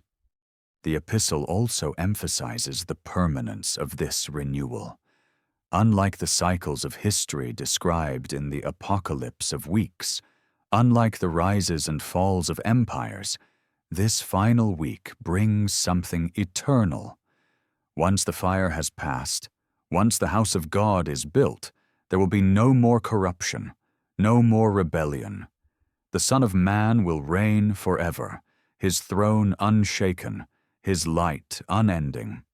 For a people weary of endless cycles of oppression and exile, this was the deepest comfort, that someday the cycle would break and the world would rest. We may find ourselves wondering whether Enoch's vision was meant to describe literal events or symbolic truths. Did he see mountains truly melting, stars truly falling? Or did he see, in poetic imagery, the collapse of human pride, the shaking of empires, the renewal of creation? The text does not answer. It leaves us suspended between the literal and the symbolic, inviting us to see both. Perhaps the point is not to choose, but to feel the terror of judgment, the relief of renewal, the awe of a universe not abandoned but remade. For us today, in a world filled with fear of collapse, ecological crises, wars, political corruption, the fragility of systems we once thought permanent, Enoch's vision speaks with surprising relevance. It reminds us that collapse is not the final word. Fire may come, but it can cleanse as well as consume. Renewal is possible, not only in the cosmos but in our lives. The cycles of despair can break. New beginnings can emerge. Light can rise after the longest night. As we let this vision settle, drifting into the quiet of sleep, we can almost feel the warmth of that fire, not as terror but as comfort. We can almost see the new world shining, the house of God glowing on the horizon, the flock at peace, the shepherd present forever. And in that vision, we find rest, reminded that the story of creation doesn't end in ruin, but in renewal, in light that cannot be extinguished. Among all the mysteries in the Book of Enoch, perhaps the most captivating is not the giants or the floods or the fire of judgment, but Enoch himself. He begins as a fleeting name in Genesis, a man who walked with God and was no more. But by the time the visions end, he has become something far greater. In later traditions, especially those influenced by mystical thought, Enoch is transformed into the archangel Metatron, a figure so exalted that he is described as the lesser Yahweh, the scribe of heaven, seated beside the throne of God. This transformation, hinted at in Enoch's visions and expanded in later writings, shows how one human being could be imagined as ascending into angelic glory, bridging the gap between dust and divinity. The seeds of this transformation are already present in one Enoch. Again and again, Enoch is not simply told visions, he is taken into them. Angels lift him, guide him, show him secrets hidden from men. He is not a passive listener but an active traveler, moving through the heavens, recording what he sees. He becomes the scribe of judgment, the recorder of cosmic law, the messenger of what is to come. In one passage, his appearance itself begins to change, his face shining, his eyes glowing, his body transformed by the light he beholds. It is as if the act of seeing heaven reshapes him, carving the radiance of the divine into his very flesh. Later Jewish mystics, reading these texts, wondered what had become of Enoch after he was no more. Their answer was astonishing. He had not simply vanished into mystery. He had been elevated, transfigured, enthroned. The man who walked with God became Metatron, the angel who writes in the Book of Life, who governs legions, who stands at the very edge of the divine presence. This idea, though not found explicitly in the earliest sections of Enoch, blooms naturally from the way his role expands. A man who records the secrets of heaven is already more than mortal. A man who walks among angels is already something else. The figure of Metatron appears most clearly in the text known as 3 Enoch, or the Hebrew Book of Enoch, composed centuries later in the mystical schools of early Judaism. There, Enoch himself speaks, describing how God took him, transformed him, and placed him in the highest heaven. He is given 70 names, clothed in light, crowned with glory, and seated on a throne beside the Almighty. His body becomes vast, filling the universe, his voice shakes the heavens, his pen records the destinies of nations. He is still Enoch, but he is more, a man become angel, a human lifted into eternal service. To modern readers, This transformation may sound strange, even unsettling. How could a human become so exalted, so close to God? But to those who treasured these traditions, it was a symbol of possibility. It meant that humanity was not bound to corruption, not chained forever to dust. If Enoch could be lifted, perhaps others could too. If one man could cross the boundary between earth and heaven, then the path, though narrow, was open. The story of Enoch becoming Metatron was not just about him. It was about what humanity could become when fully united with the divine will. This idea found echoes in Christian thought as well. Though Christians did not adopt the name Metatron, the notion of exalted humanity, of a man seated beside God, is central to the story of Christ. In the Ascension, Jesus is described as lifted into heaven, seated at the right hand of God, interceding for humanity. The parallels with Enoch's transformation are striking. Both speak of a human figure raised into divine presence, both of intercession, both of a throne beside the Almighty. Perhaps this is coincidence. Perhaps it is the resonance of archetypes. But perhaps, as some believe, it is another sign that the seeds of the gospel were already whispered in the visions of Enoch. Mystics who meditated on Metatron described him as the heavenly scribe, the keeper of secrets, the angel who measured the cosmos. His pen stretched across the skies, writing destinies into the stars. His voice was thunder, his crown fire, his name written in 70 languages. To call him the lesser Yahweh was not to equate him with God, but to acknowledge that he reflected divine glory in a way no other angel did. He was the bridge, the mediator, the one who once was human and now bore angelic light. For those who sought mystical ascent, he became the model. If one could walk the path of Enoch, one could taste the fire of heaven. But Enoch's transformation was not only about glory, it was also about responsibility. As Metatron, he bore the burden of writing, of recording the deeds of men, of witnessing the unfolding of history. He was not a passive ornament in heaven. He was a worker, a scribe, a guardian. His exaltation did not remove him from the story of humanity, but bound him to it more deeply. From his throne, he saw every act, every choice, every prayer. In this way, his story is not one of escape, but of service. The man who once walked with God now helps record the paths of all who follow. For us, listening to this story in the quiet of night, there is something deeply moving in the thought.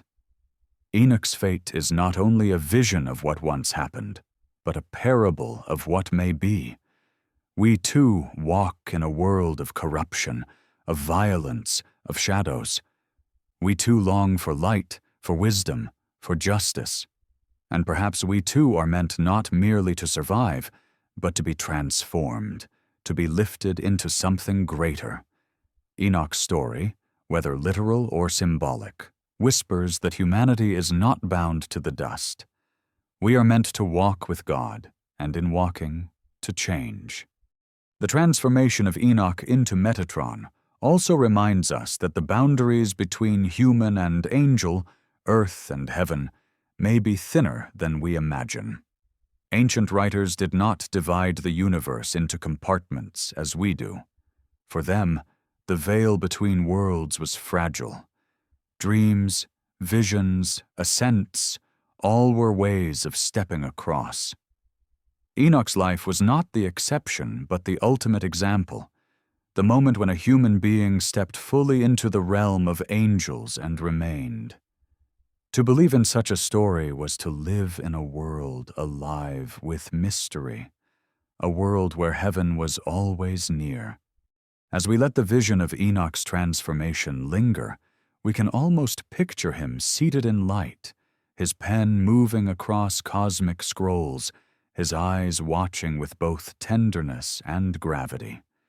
He is no longer the simple figure of Genesis, lost in genealogies. He is the man who became angel, the scribe of heaven, the witness of time. And as we imagine him, we may feel the quiet pull of his story, the reminder that to walk with God is not only to disappear, but to be remade, to shine, to serve, to endure. The visions of Enoch did not remain hidden on parchment or sealed in caves. They spread through the imagination of communities living in the turbulent centuries of the Second Temple period, shaping their hopes and sharpening their sense of destiny.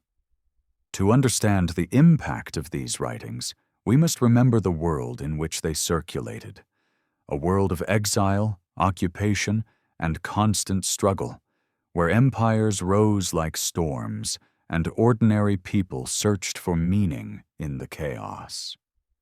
In such a world, apocalyptic visions were not luxuries. They were lifelines. The Jewish people had endured Babylonian captivity, the return under Persia, the pressures of Hellenistic culture, and the crushing weight of Roman domination.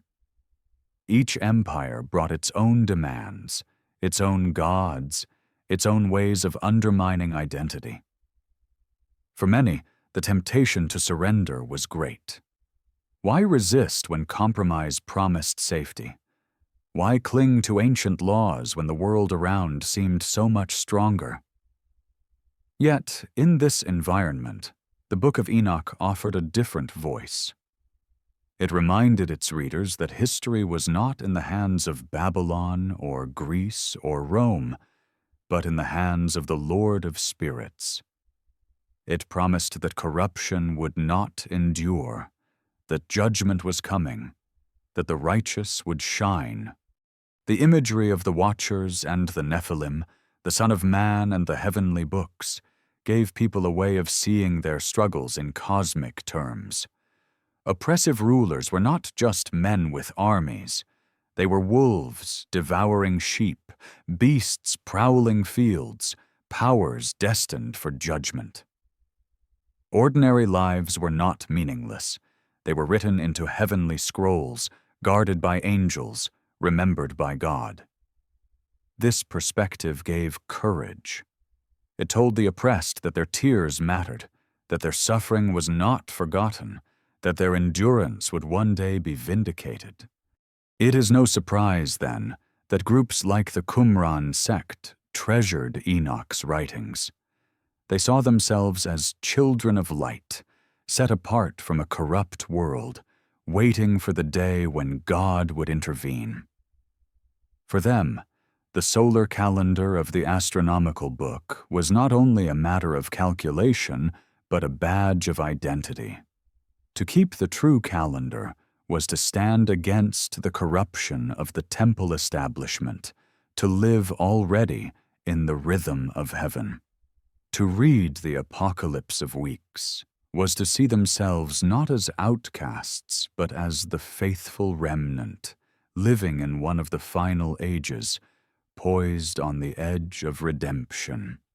Even beyond sectarian groups, the influence of Enoch seeped into the bloodstream of Jewish thought. The Book of Daniel, written later, echoes the imagery of thrones, books, and judgment that Enoch had already painted. The figure, like a son of man, coming with the clouds in Daniel resonates with Enoch's son of man, enthroned beside the Lord of Spirits. The idea of angels bound in pits, waiting for judgment, appears again in apocalyptic texts like Jubilees and in fragments of the Dead Sea Scrolls. The language of cosmic struggle, of light against darkness, of history moving toward a climax. All of these bear the fingerprints of Enoch. When Christianity emerged in the 1st century, it did so in a world already steeped in these ideas. Early Christians read their own experiences through the lens of apocalyptic hope. Jesus called himself the Son of Man, language that would have stirred memories of Enoch's radiant judge. His warnings of coming judgment, his promise of a kingdom not of this world, his imagery of angels and books, all found resonance in what people had already heard. The New Testament letter of Jude even quotes Enoch directly, a reminder that his words still circulated among believers. Though the book itself would later be set aside, its influence lived on in the very texts that formed the Christian canon. For some, this influence raises unsettling questions. If Enoch's visions shaped the imagery of the Gospels and Revelation, does that mean Christianity borrowed from apocryphal sources? Or does it mean that Enoch himself glimpsed truths so deep that they rippled forward into later revelation? The answer may be both. Human imagination, shaped by suffering and longing, gave rise to apocalyptic visions. Yet within those visions, some believe, was genuine prophecy, whispers of realities that would later be fulfilled. Either way, the connection is undeniable. To read Enoch is to see the soil in which Christianity grew. The power of these writings also lay in their ability to turn despair into hope. Imagine a small village under Roman rule, taxes heavy, soldiers stationed nearby, the temple in Jerusalem controlled by leaders accused of corruption. To such people, the promise that the Lord of Spirits had already decreed the downfall of tyrants was not abstract. It was fuel for endurance. It meant they were not forgotten. It meant their suffering was not the end. They could look at the stars, remember the astronomical book, and know that the same God who ordered the heavens would order history as well. Of course, such visions could also be dangerous. Empires do not look kindly on those who believe their rulers are destined for judgment. Priests allied with power do not welcome books that accuse shepherds of devouring sheep. This tension may explain why Enoch was eventually excluded from the canon. It was too radical, too unsettling, too filled with visions that refused to bow to earthly authority. Yet even silenced, it survived. The Ethiopic Church preserved it, mystics meditated on it, fragments rested in desert caves until they were discovered in the 20th century. Enoch's voice, though suppressed, was never extinguished. For us today, the influence of Enoch reminds us how powerful stories can be. They may be excluded from official books, ignored by institutions, forgotten by scholars, but if they touch something deep in the human soul, they endure. Enoch's visions endured because they spoke to universal longings, the desire for justice, the hope for renewal, the belief that history is not chaos but story. Those longings remain with us still. When we see corruption, we yearn for judgment. When we face suffering, we hope for meaning. When we feel lost in time, we search for patterns. Enoch offers all of this, not as a neat doctrine, but as a vision, vivid and poetic, that lingers in the imagination. As we let these reflections settle in the quiet of night, we can almost hear the echoes of those who first read these words by lamplight, in caves, in hidden communities, in villages under foreign rule.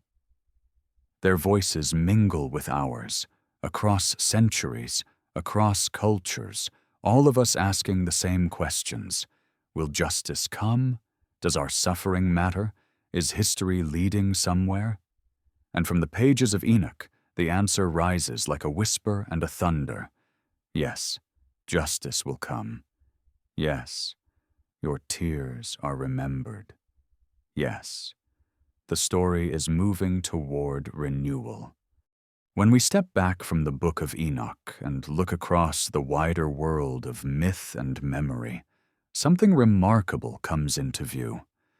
The themes that fill its pages, heavenly beings descending to earth, forbidden knowledge shared with humanity, giants walking the land, floods cleansing the world, judgment by fire, the renewal of heaven and earth are not unique to ancient Judaism.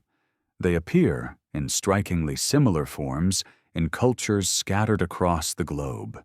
Whether coincidence, shared archetype, or fragments of a deeper memory, the parallels suggest that humanity, wherever it lived, carried within it stories of cosmic order disrupted and restored. In Mesopotamia, long before Enoch was written, the Sumerians and Akkadians told of the Anunnaki, gods or divine beings who descended from the sky and taught humanity arts and skills.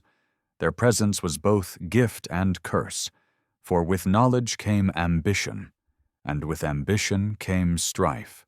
The Epic of Gilgamesh, carved in clay centuries before Enoch's visions, tells of a great flood sent by the gods to cleanse the earth, with one man, Utnapishtim, warned to build a boat and preserve life. The resemblance to Noah's Ark and to Enoch's account of the Nephilim's corruption and destruction is unmistakable. It is as if the soil of Mesopotamia remembered the same storms, the same trespasses that Enoch later described. In Greece, myths spoke of the Titans, primal beings who defied the gods and were cast into Tartarus, a deep prison of darkness. Their rebellion echoes the story of the Watchers, bound in chains beneath jagged rocks until the day of judgment. The Greeks also told of demigods, children of gods and mortals whose size and strength made them heroes, but whose pride often led to ruin. In these tales we hear the same pattern. Divine and human realms cross, chaos follows, punishment descends. The parallels are too close to ignore. Even in the distant north, Norse sagas remembered the Jotun, giants of chaos locked in eternal struggle with the gods of Asgard. Some were monstrous, others strangely wise, but all stood as reminders that power unchecked could unravel the order of creation. In the end of Norse myth, Ragnarok, fire and flood sweep the world, gods and giants perish, and a new earth rises, green and renewed. The cycle mirrors Enoch's vision of cosmic fire and final renewal, though told with different names and symbols.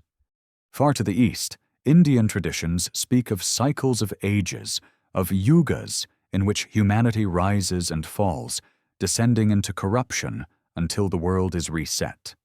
In some stories, divine beings mingle with humans, producing heroes and kings, whose reigns are both glorious and tragic. The flood of Manu, guided by a great fish to build a vessel and survive the waters, echoes again the story of Noah, the cleansing of corruption, the preservation of life. Even across oceans, in the Americas, we find echoes.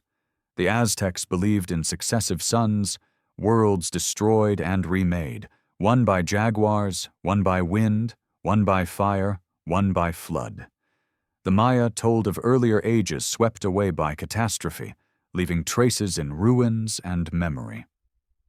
In the Andes, Inca legends speak of Viracocha, a god who created giants and later destroyed them with a flood, sparing only a few to repopulate the world. To hear these stories is to feel the refrain of humanity's memory. Beings greater than men once walked the earth. Corruption followed, destruction came, renewal began. Skeptics call this the natural imagination of humankind, the way we tell stories to explain the violence of nature, the terror of storms, the rise and fall of civilizations.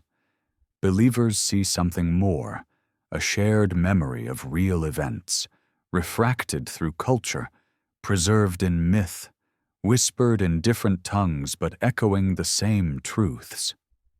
The Book of Enoch stands as one of the clearest articulations of this memory, spelling out in detail what others hinted in parable, that heavenly beings descended, that knowledge was given too soon, that giants were born, that judgment came by flood and will come again by fire.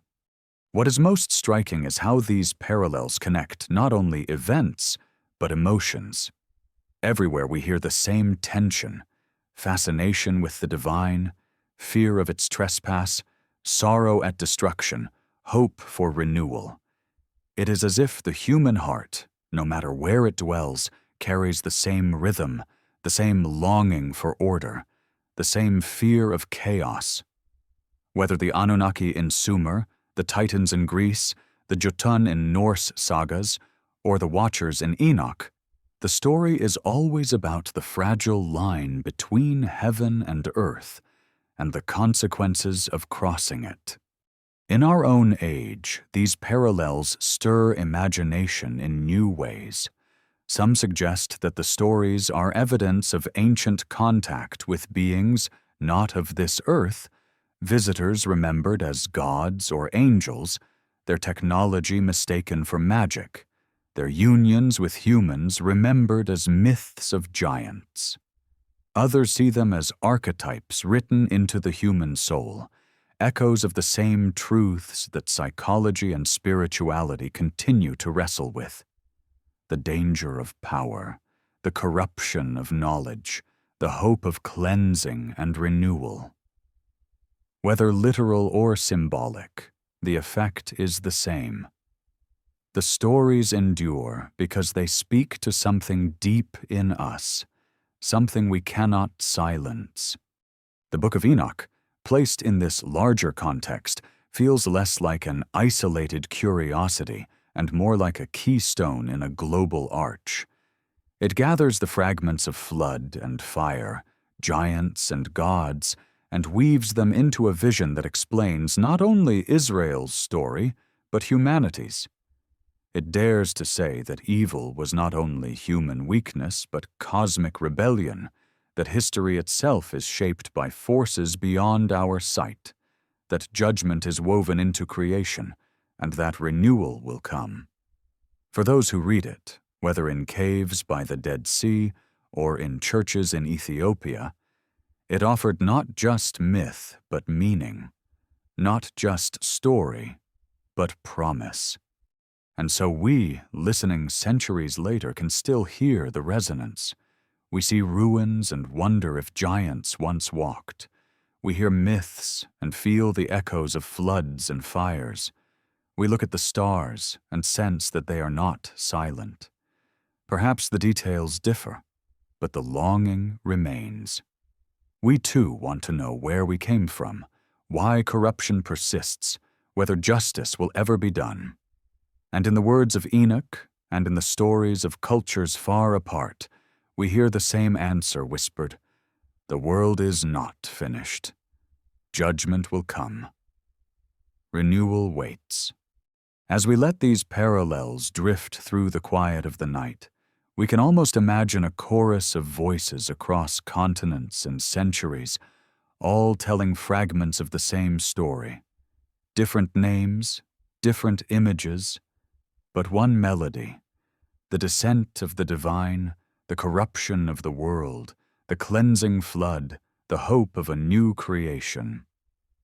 Enoch's voice is one among many, but his is clear, detailed, insistent, like a bright flame among scattered sparks. And perhaps that is why his book still calls to us, because it does not stand alone, but as part of a mystery that humanity itself has never been able to forget. For centuries after the councils of the early church closed their canons and declared which books were scripture and which were not, the Book of Enoch disappeared from most of the world. In the libraries of Europe and the Middle East, it was little more than a name, a ghost of a text. Church fathers had quoted it, Jude had referenced it, but the book itself seemed lost. Scholars debated whether it had ever truly existed or whether it was a fabrication of later writers. And yet, in the highlands of Ethiopia, far from the debates of Rome and Byzantium, the book remained alive. The Ethiopian Orthodox Church, ancient and independent, preserved Enoch as part of its canon.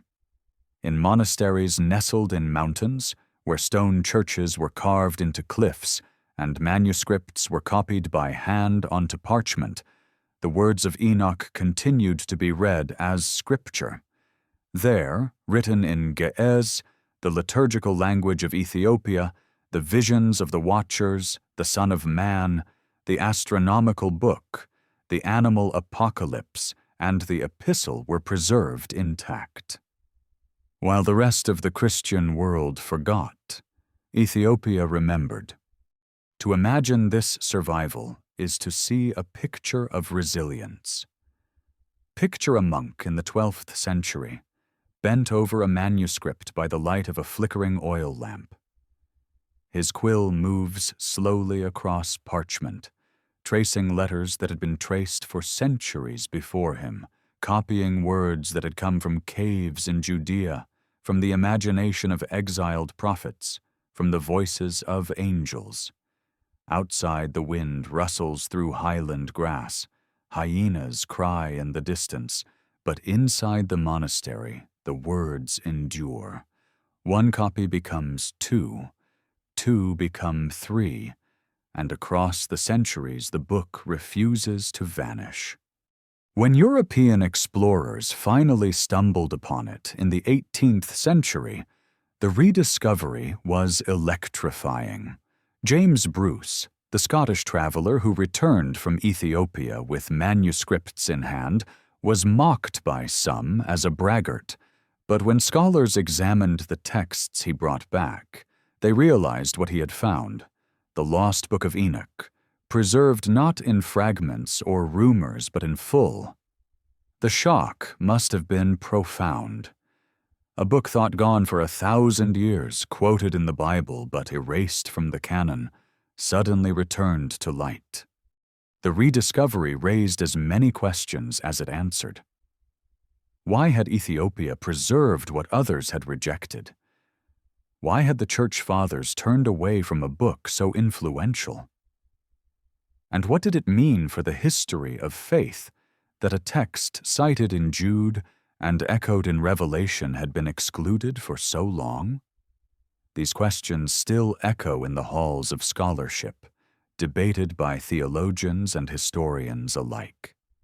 Some argued that the book was too radical, too filled with apocalyptic fire, too dangerous to preserve in a world seeking stability.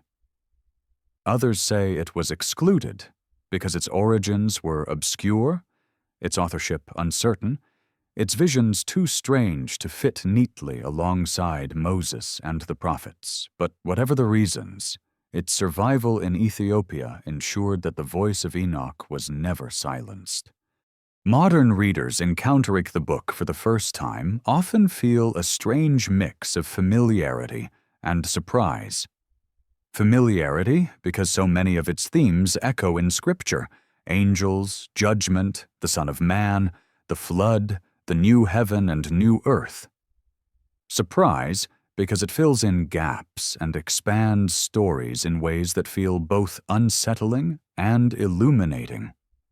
It is like stepping into a room of a house you thought you knew, only to discover that behind one of its walls lies another chamber, painted with murals, filled with echoes of voices long forgotten. The Ethiopian tradition itself saw Enoch not as apocrypha, but as truth. For them, his visions were not curiosities, but revelations. They read his book alongside the law, the prophets, and the Gospels, convinced that his voice mattered for the faith of the Church. To this day, Ethiopian Christians treasure Enoch, reciting his visions, singing his words in liturgy, carrying his story as part of their sacred memory. In their eyes, the rest of the world did not silence Enoch. It silenced itself by turning away.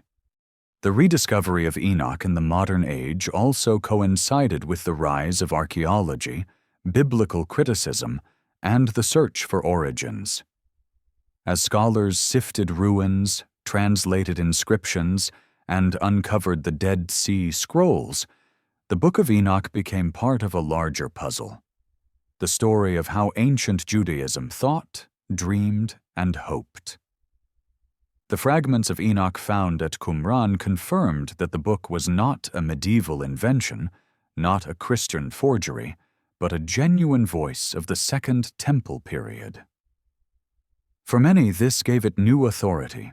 It was not simply myth. It was history, a window into the faith of the centuries before Christ. And yet, beyond the libraries and seminaries, the book also captured the imagination of ordinary readers. Its visions of fallen angels, giants, and cosmic judgment stirred the same fascination that myths and legends always have. Writers, poets, and mystics drew upon its imagery, weaving it into stories of mystery and wonder. In the 19th and 20th centuries, as interest in the occult, in lost civilizations, and in ancient mysteries grew, Enoch found a new audience, not only among believers, but among seekers of hidden knowledge. His visions became part of the tapestry of esoteric traditions, whispered in secret societies, studied by those searching for keys to the unseen. Perhaps this, too, was fitting. For Enoch's book has always lived at the edge, on the edge of canon, on the edge of myth and memory, on the edge of acceptance and rejection. It refuses to be tamed, to fit neatly into categories. It is too strange, too bold, too filled with visions that blur the line between heaven and earth. That is why it survived in Ethiopia, why it was rediscovered in wonder, why it continues to speak even now. As we reflect on its preservation, we might picture Enoch himself, still walking, still unseen, his steps echoing across time. He watches as his words are hidden, as they are preserved, as they are rediscovered. He smiles, perhaps, at the irony that even when silenced, his book would not die. And in that smile, we feel the power of his story, not only the visions of angels and floods and fire, but the quiet truth that voices of truth endure, even when buried, even when forgotten, even when erased. In the quiet of the night, we may take comfort in this. Our own voices may feel small, our own lives fragile, our own hopes forgotten. But the story of Enoch reminds us that what is true does not vanish. It waits. It survives. It rises again, sometimes in the most unexpected places, in mountain monasteries, in dusty manuscripts, in the imagination of seekers who refuse to let mystery die. The rediscovery of the Book of Enoch in the modern age did more than restore a missing piece of ancient literature. It ignited imaginations across disciplines and cultures. Scholars welcomed it as a window into the religious currents of the Second Temple period. But outside the academy it became something more, a wellspring of speculation, a spark for esoteric traditions, and eventually a cornerstone of theories about ancient civilizations and even extraterrestrial contact. Few texts have straddled the boundary between scholarship and mystery so vividly. In the 19th century, as translations of Enoch began to circulate in Europe, theologians and historians recognized its value. They saw in it the roots of apocalyptic language that shaped the New Testament, echoes that explained passages in Jude, Revelation, and the Gospels. The idea of heavenly books, angels bound in pits, the Son of Man enthroned beside God, all these, once puzzling, became clearer in the light of Enoch. For academics, the book was a missing link, proof that early Judaism was far richer and more varied than the canon suggested. But beyond the halls of scholarship, Enoch stirred something wilder. Romantic writers, fascinated by ruins and myths, saw in the story of fallen angels and giants a poetic explanation for the megalithic monuments scattered across the world. How else, they asked, could primitive humans have raised the great stones of Baalbek, the pyramids of Egypt, or the monoliths of South America? Perhaps the Nephilim, the offspring of angels and humans, had been the builders. Perhaps Enoch's visions were not myth, but memory. As the 20th century unfolded, this line of thought grew bolder. The age of science fiction, with its rockets and radios, reframed the old stories in new terms. Angels descending from heaven looked suspiciously like beings descending from the sky in machines of light. Knowledge given to humanity, metallurgy, cosmetics, astronomy, sounded like technology. The Watchers, once seen as rebellious spirits, became in the minds of some ancient astronauts, visitors from other worlds whose interference shaped human history. Erich von Däniken's Chariots of the Gods drew heavily on this interpretation, suggesting that the Book of Enoch preserved a record of extraterrestrial contact. The imagery of fiery chariots, luminous beings, and cosmic journeys became part of a new mythology, one where science fiction and scripture blurred. Not everyone embraced this interpretation, of course. Scholars warned against reading modern obsessions into ancient texts, reminding readers that Enoch's visions were rooted in Jewish symbolism, not space travel. Yet the fascination endured. Popular culture wove Enoch into novels, films, and conspiracy theories. Secret societies whispered of hidden knowledge, of watchers still influencing the world, of Nephilim bloodlines surviving in royal houses. In online forums and late-night radio shows, Enoch became a prophet not only of ancient judgment, but of modern mystery. Even in archaeology, his presence lingered. When giant skeletons were rumored to have been unearthed in America, or when unexplained artifacts surfaced in digs, some pointed to Enoch. The Nephilim were invoked to explain what did not fit, the Watchers to account for sudden leaps in human culture. Though many of these claims were exaggerated or false, they revealed how deeply Enoch's story had sunk into imagination. He became the patron saint of anomalies, the lens through which mystery was interpreted. But perhaps the most profound influence lay in how the book reshaped the way modern people think about myth. In an age of rationalism, when miracles were dismissed and myths reduced to metaphors, Enoch reintroduced the possibility that ancient stories carried truths deeper than allegory. Whether or not one believed in angels or aliens, the book forced readers to consider that humanity's past might hold secrets still hidden, that the line between myth and memory might be thinner than we think. It asked us to look at the world with humility, to admit that we do not yet know all that has shaped us. Within religious circles, the rediscovery also created tension. Some Christians, excited by the book's echoes of messianic language, saw in it confirmation of their faith. Others, wary of texts outside the canon, treated it with suspicion.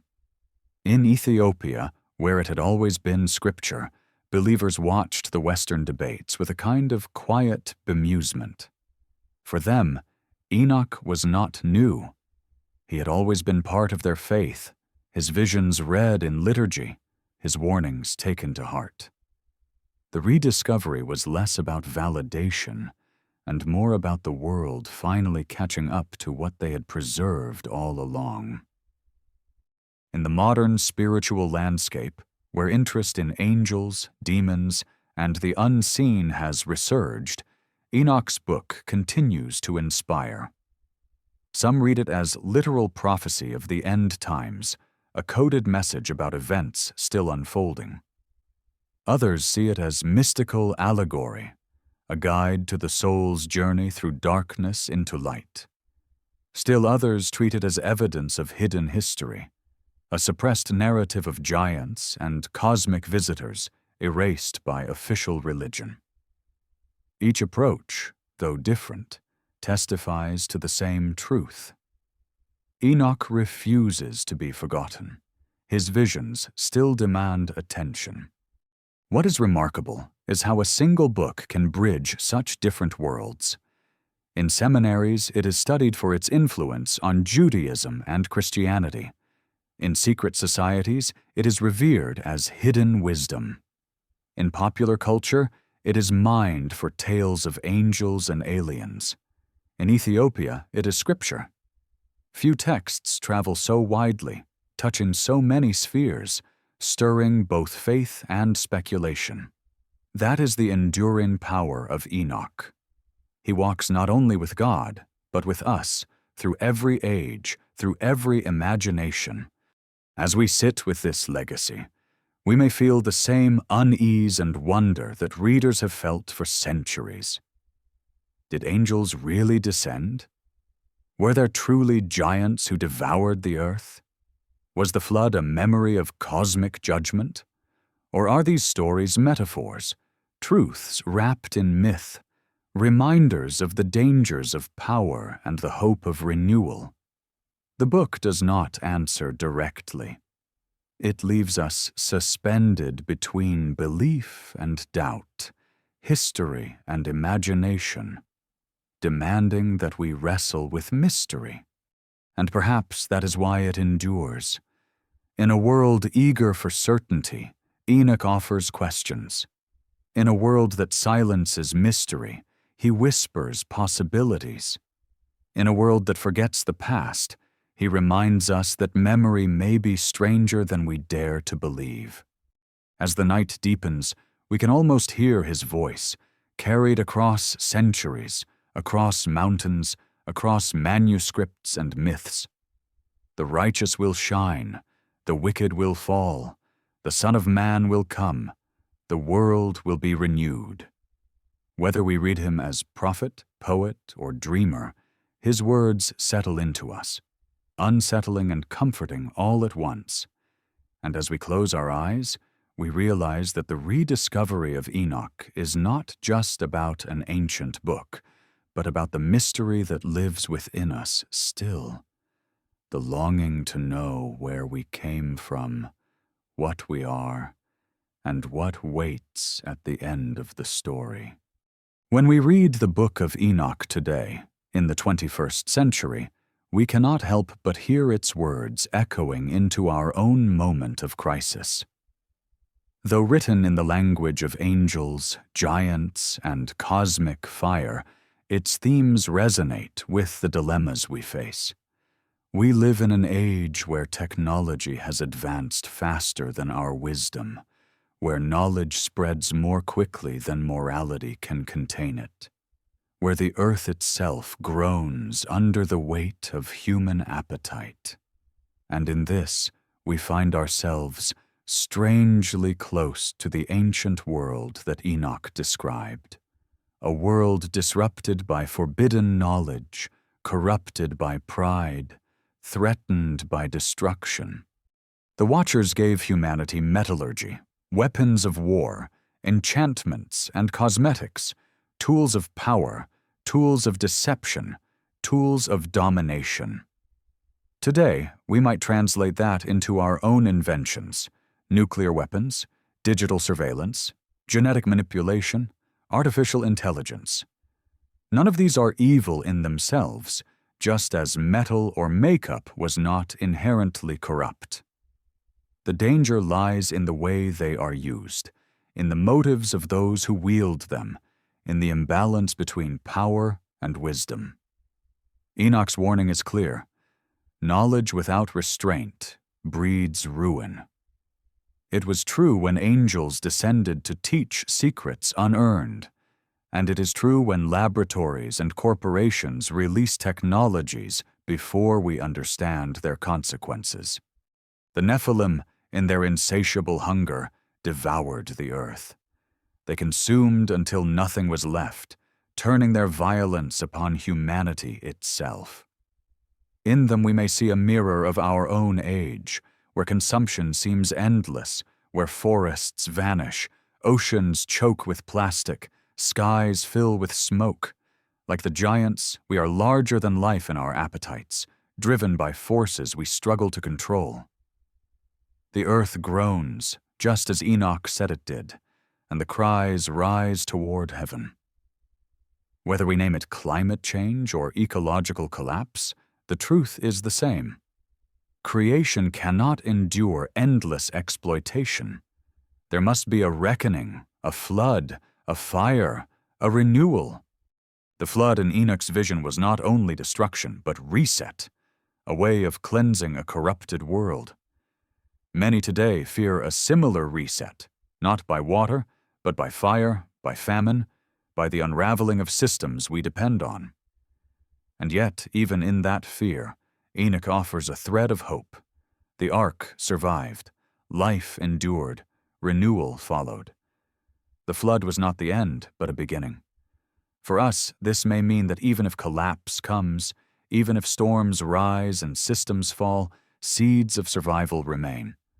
Wisdom can still build arks, not of wood, but of community, compassion, humility, and vision. The Son of Man, radiant and enthroned beside the Lord of Spirits, was not only a judge but a redeemer. His presence assured the righteous that their suffering was not forgotten, that justice would come. In our age, when injustice often seems entrenched, when corruption thrives in boardrooms and parliaments, when the weak are trampled by the powerful, the vision of the Son of Man still speaks. It tells us that judgment is real, that arrogance will fall, that light will break through.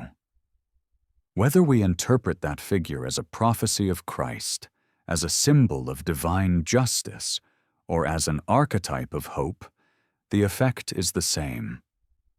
The world is not abandoned. Justice has a face. Perhaps the most hauntingly relevant image is that of the heavenly books. In Enoch's visions, every deed is recorded, every act remembered, nothing forgotten. Today we live in a world where technology already does this. Our words archived, our choices tracked, our lives preserved in digital records. But where human surveillance threatens freedom, Enoch's vision brings comfort. For in his vision, the books are kept not by tyrants, but by angels, not for exploitation, but for justice. Nothing good is lost, nothing evil escapes. In a time when history feels fragile, when truth is distorted, this vision whispers that there is a memory deeper than archives, a record beyond corruption. And yet, as we face our own crises, we must hear not only comfort, but warning. Enoch's visions were not bedtime stories for the complacent. They were wake-up calls for the faithful. They warned that corruption spreads quickly, that leaders can betray, that even angels can fall. They urged vigilance, humility, wisdom. They told communities to cling to righteousness, to live as if the final week were near, to prepare not by hoarding power, but by walking in light. For us, this means recognizing that the dangers we face are not only external, not only storms and wars, but internal, rooted in pride, greed, and fear. The Epistle of Enoch spoke of wisdom descending, rejected by humanity, returning to heaven until the end. That image stings today. We live in an age of unparalleled knowledge, yet wisdom often feels absent. We know how to split atoms, but not how to live with peace. We know how to engineer genes, but not how to protect dignity. We know how to connect across continents, but not how to love our neighbors. Wisdom stands at the gates, calling, and we turn away. Like the ancients, we may drive her back to heaven, leaving ourselves vulnerable to ruin. And yet Enoch assures us that she will return, that in the renewal of the world, wisdom will dwell with us again. The fire of judgment, so vivid in Enoch's visions, may feel distant, but in many ways it has already begun. Forests burn, glaciers melt, nations war, systems strain. We may not see rivers of flame flowing from the throne, but we see heat rising, seas churning, storms raging. Perhaps these are not punishments sent from above, but consequences of corruption written into creation itself. For Enoch, the line between judgment and natural consequence was thin. Sin disrupted the order of the cosmos. The cosmos groaned in response. For us, the lesson is clear.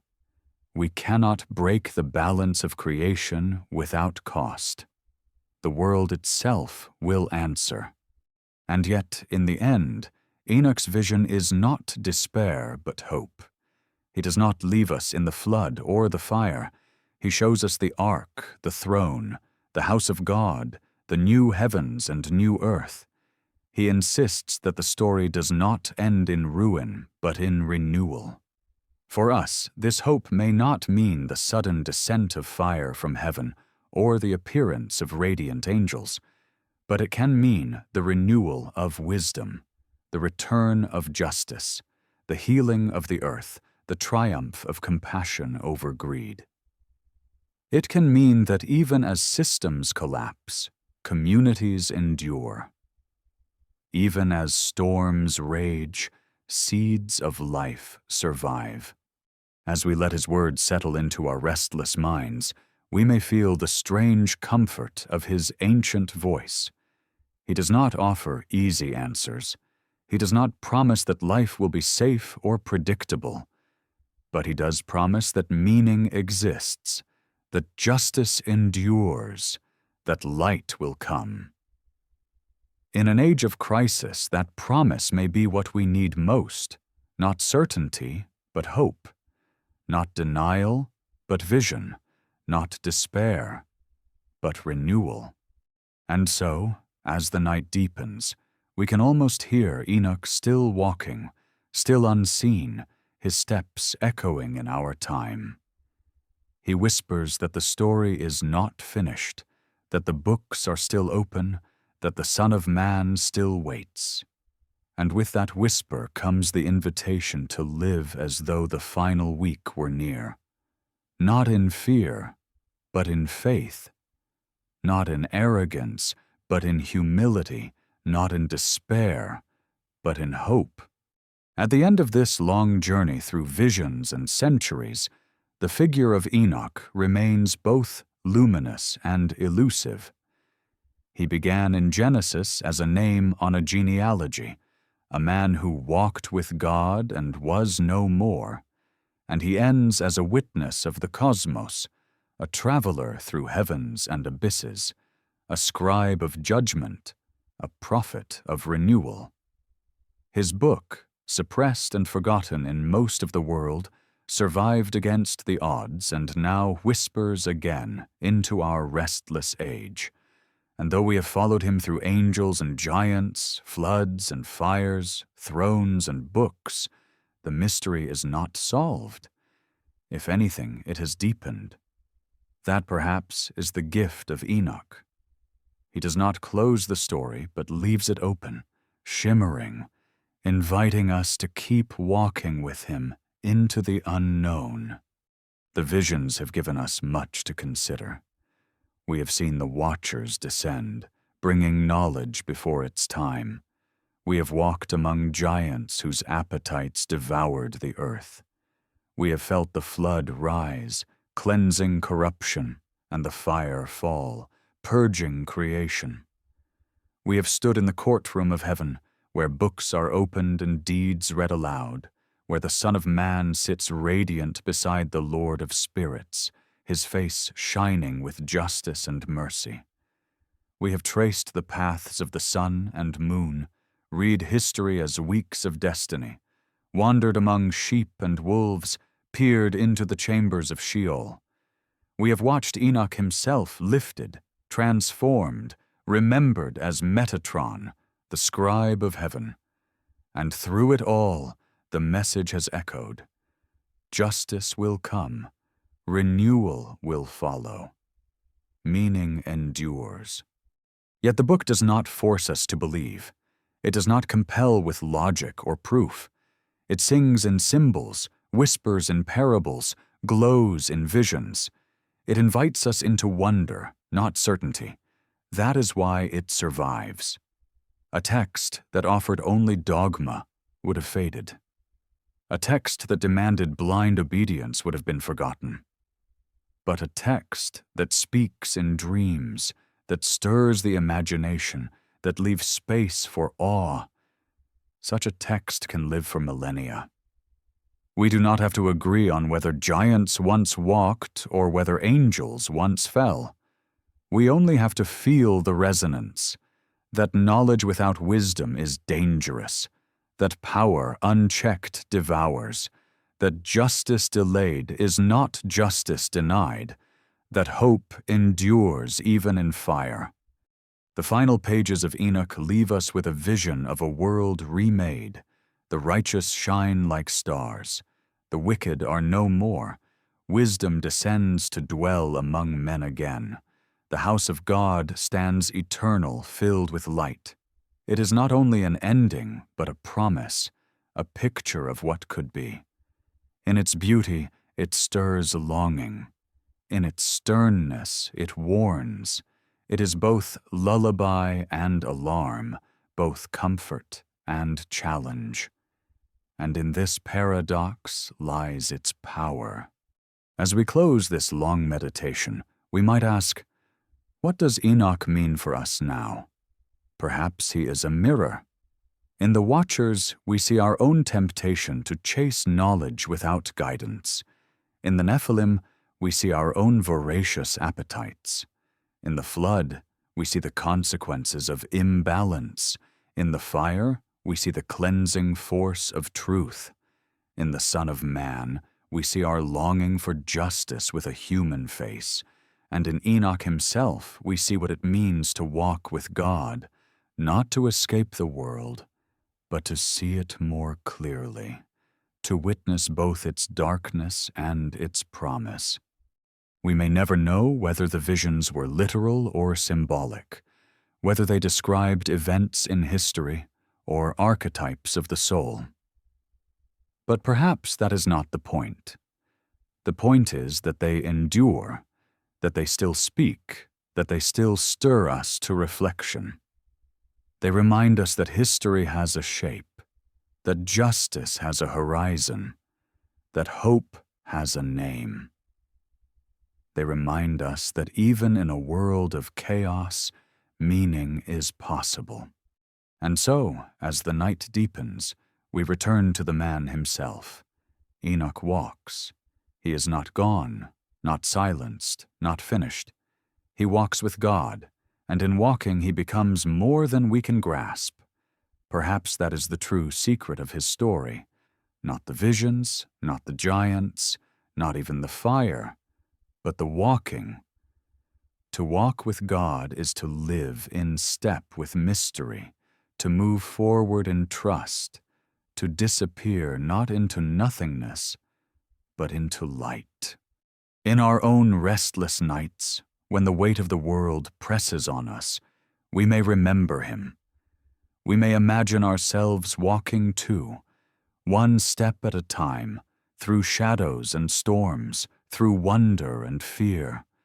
We may feel that we too are being written into the book, our choices recorded, our lives remembered. And we may hope that at the end of the weeks, when the fire has passed, when the house of God stands eternal, our names will shine with the righteous, our steps joining his in the endless walk of light. So we close, not with certainty, but with invitation, to look at the world with wonder, to live with wisdom, to walk with God, to hope for renewal. That is Enoch's gift, his vision, his legacy. It is as urgent now as it was when angels whispered to him in the desert night. It is as tender now as it was when he warned his children to walk in righteousness. It is as haunting now as it was when he vanished, leaving only the trace of his steps and the echo of his voice. The story does not end here. It never does. The books are still open. The heavens are still alive. The Son of Man still waits. And Enoch still walks.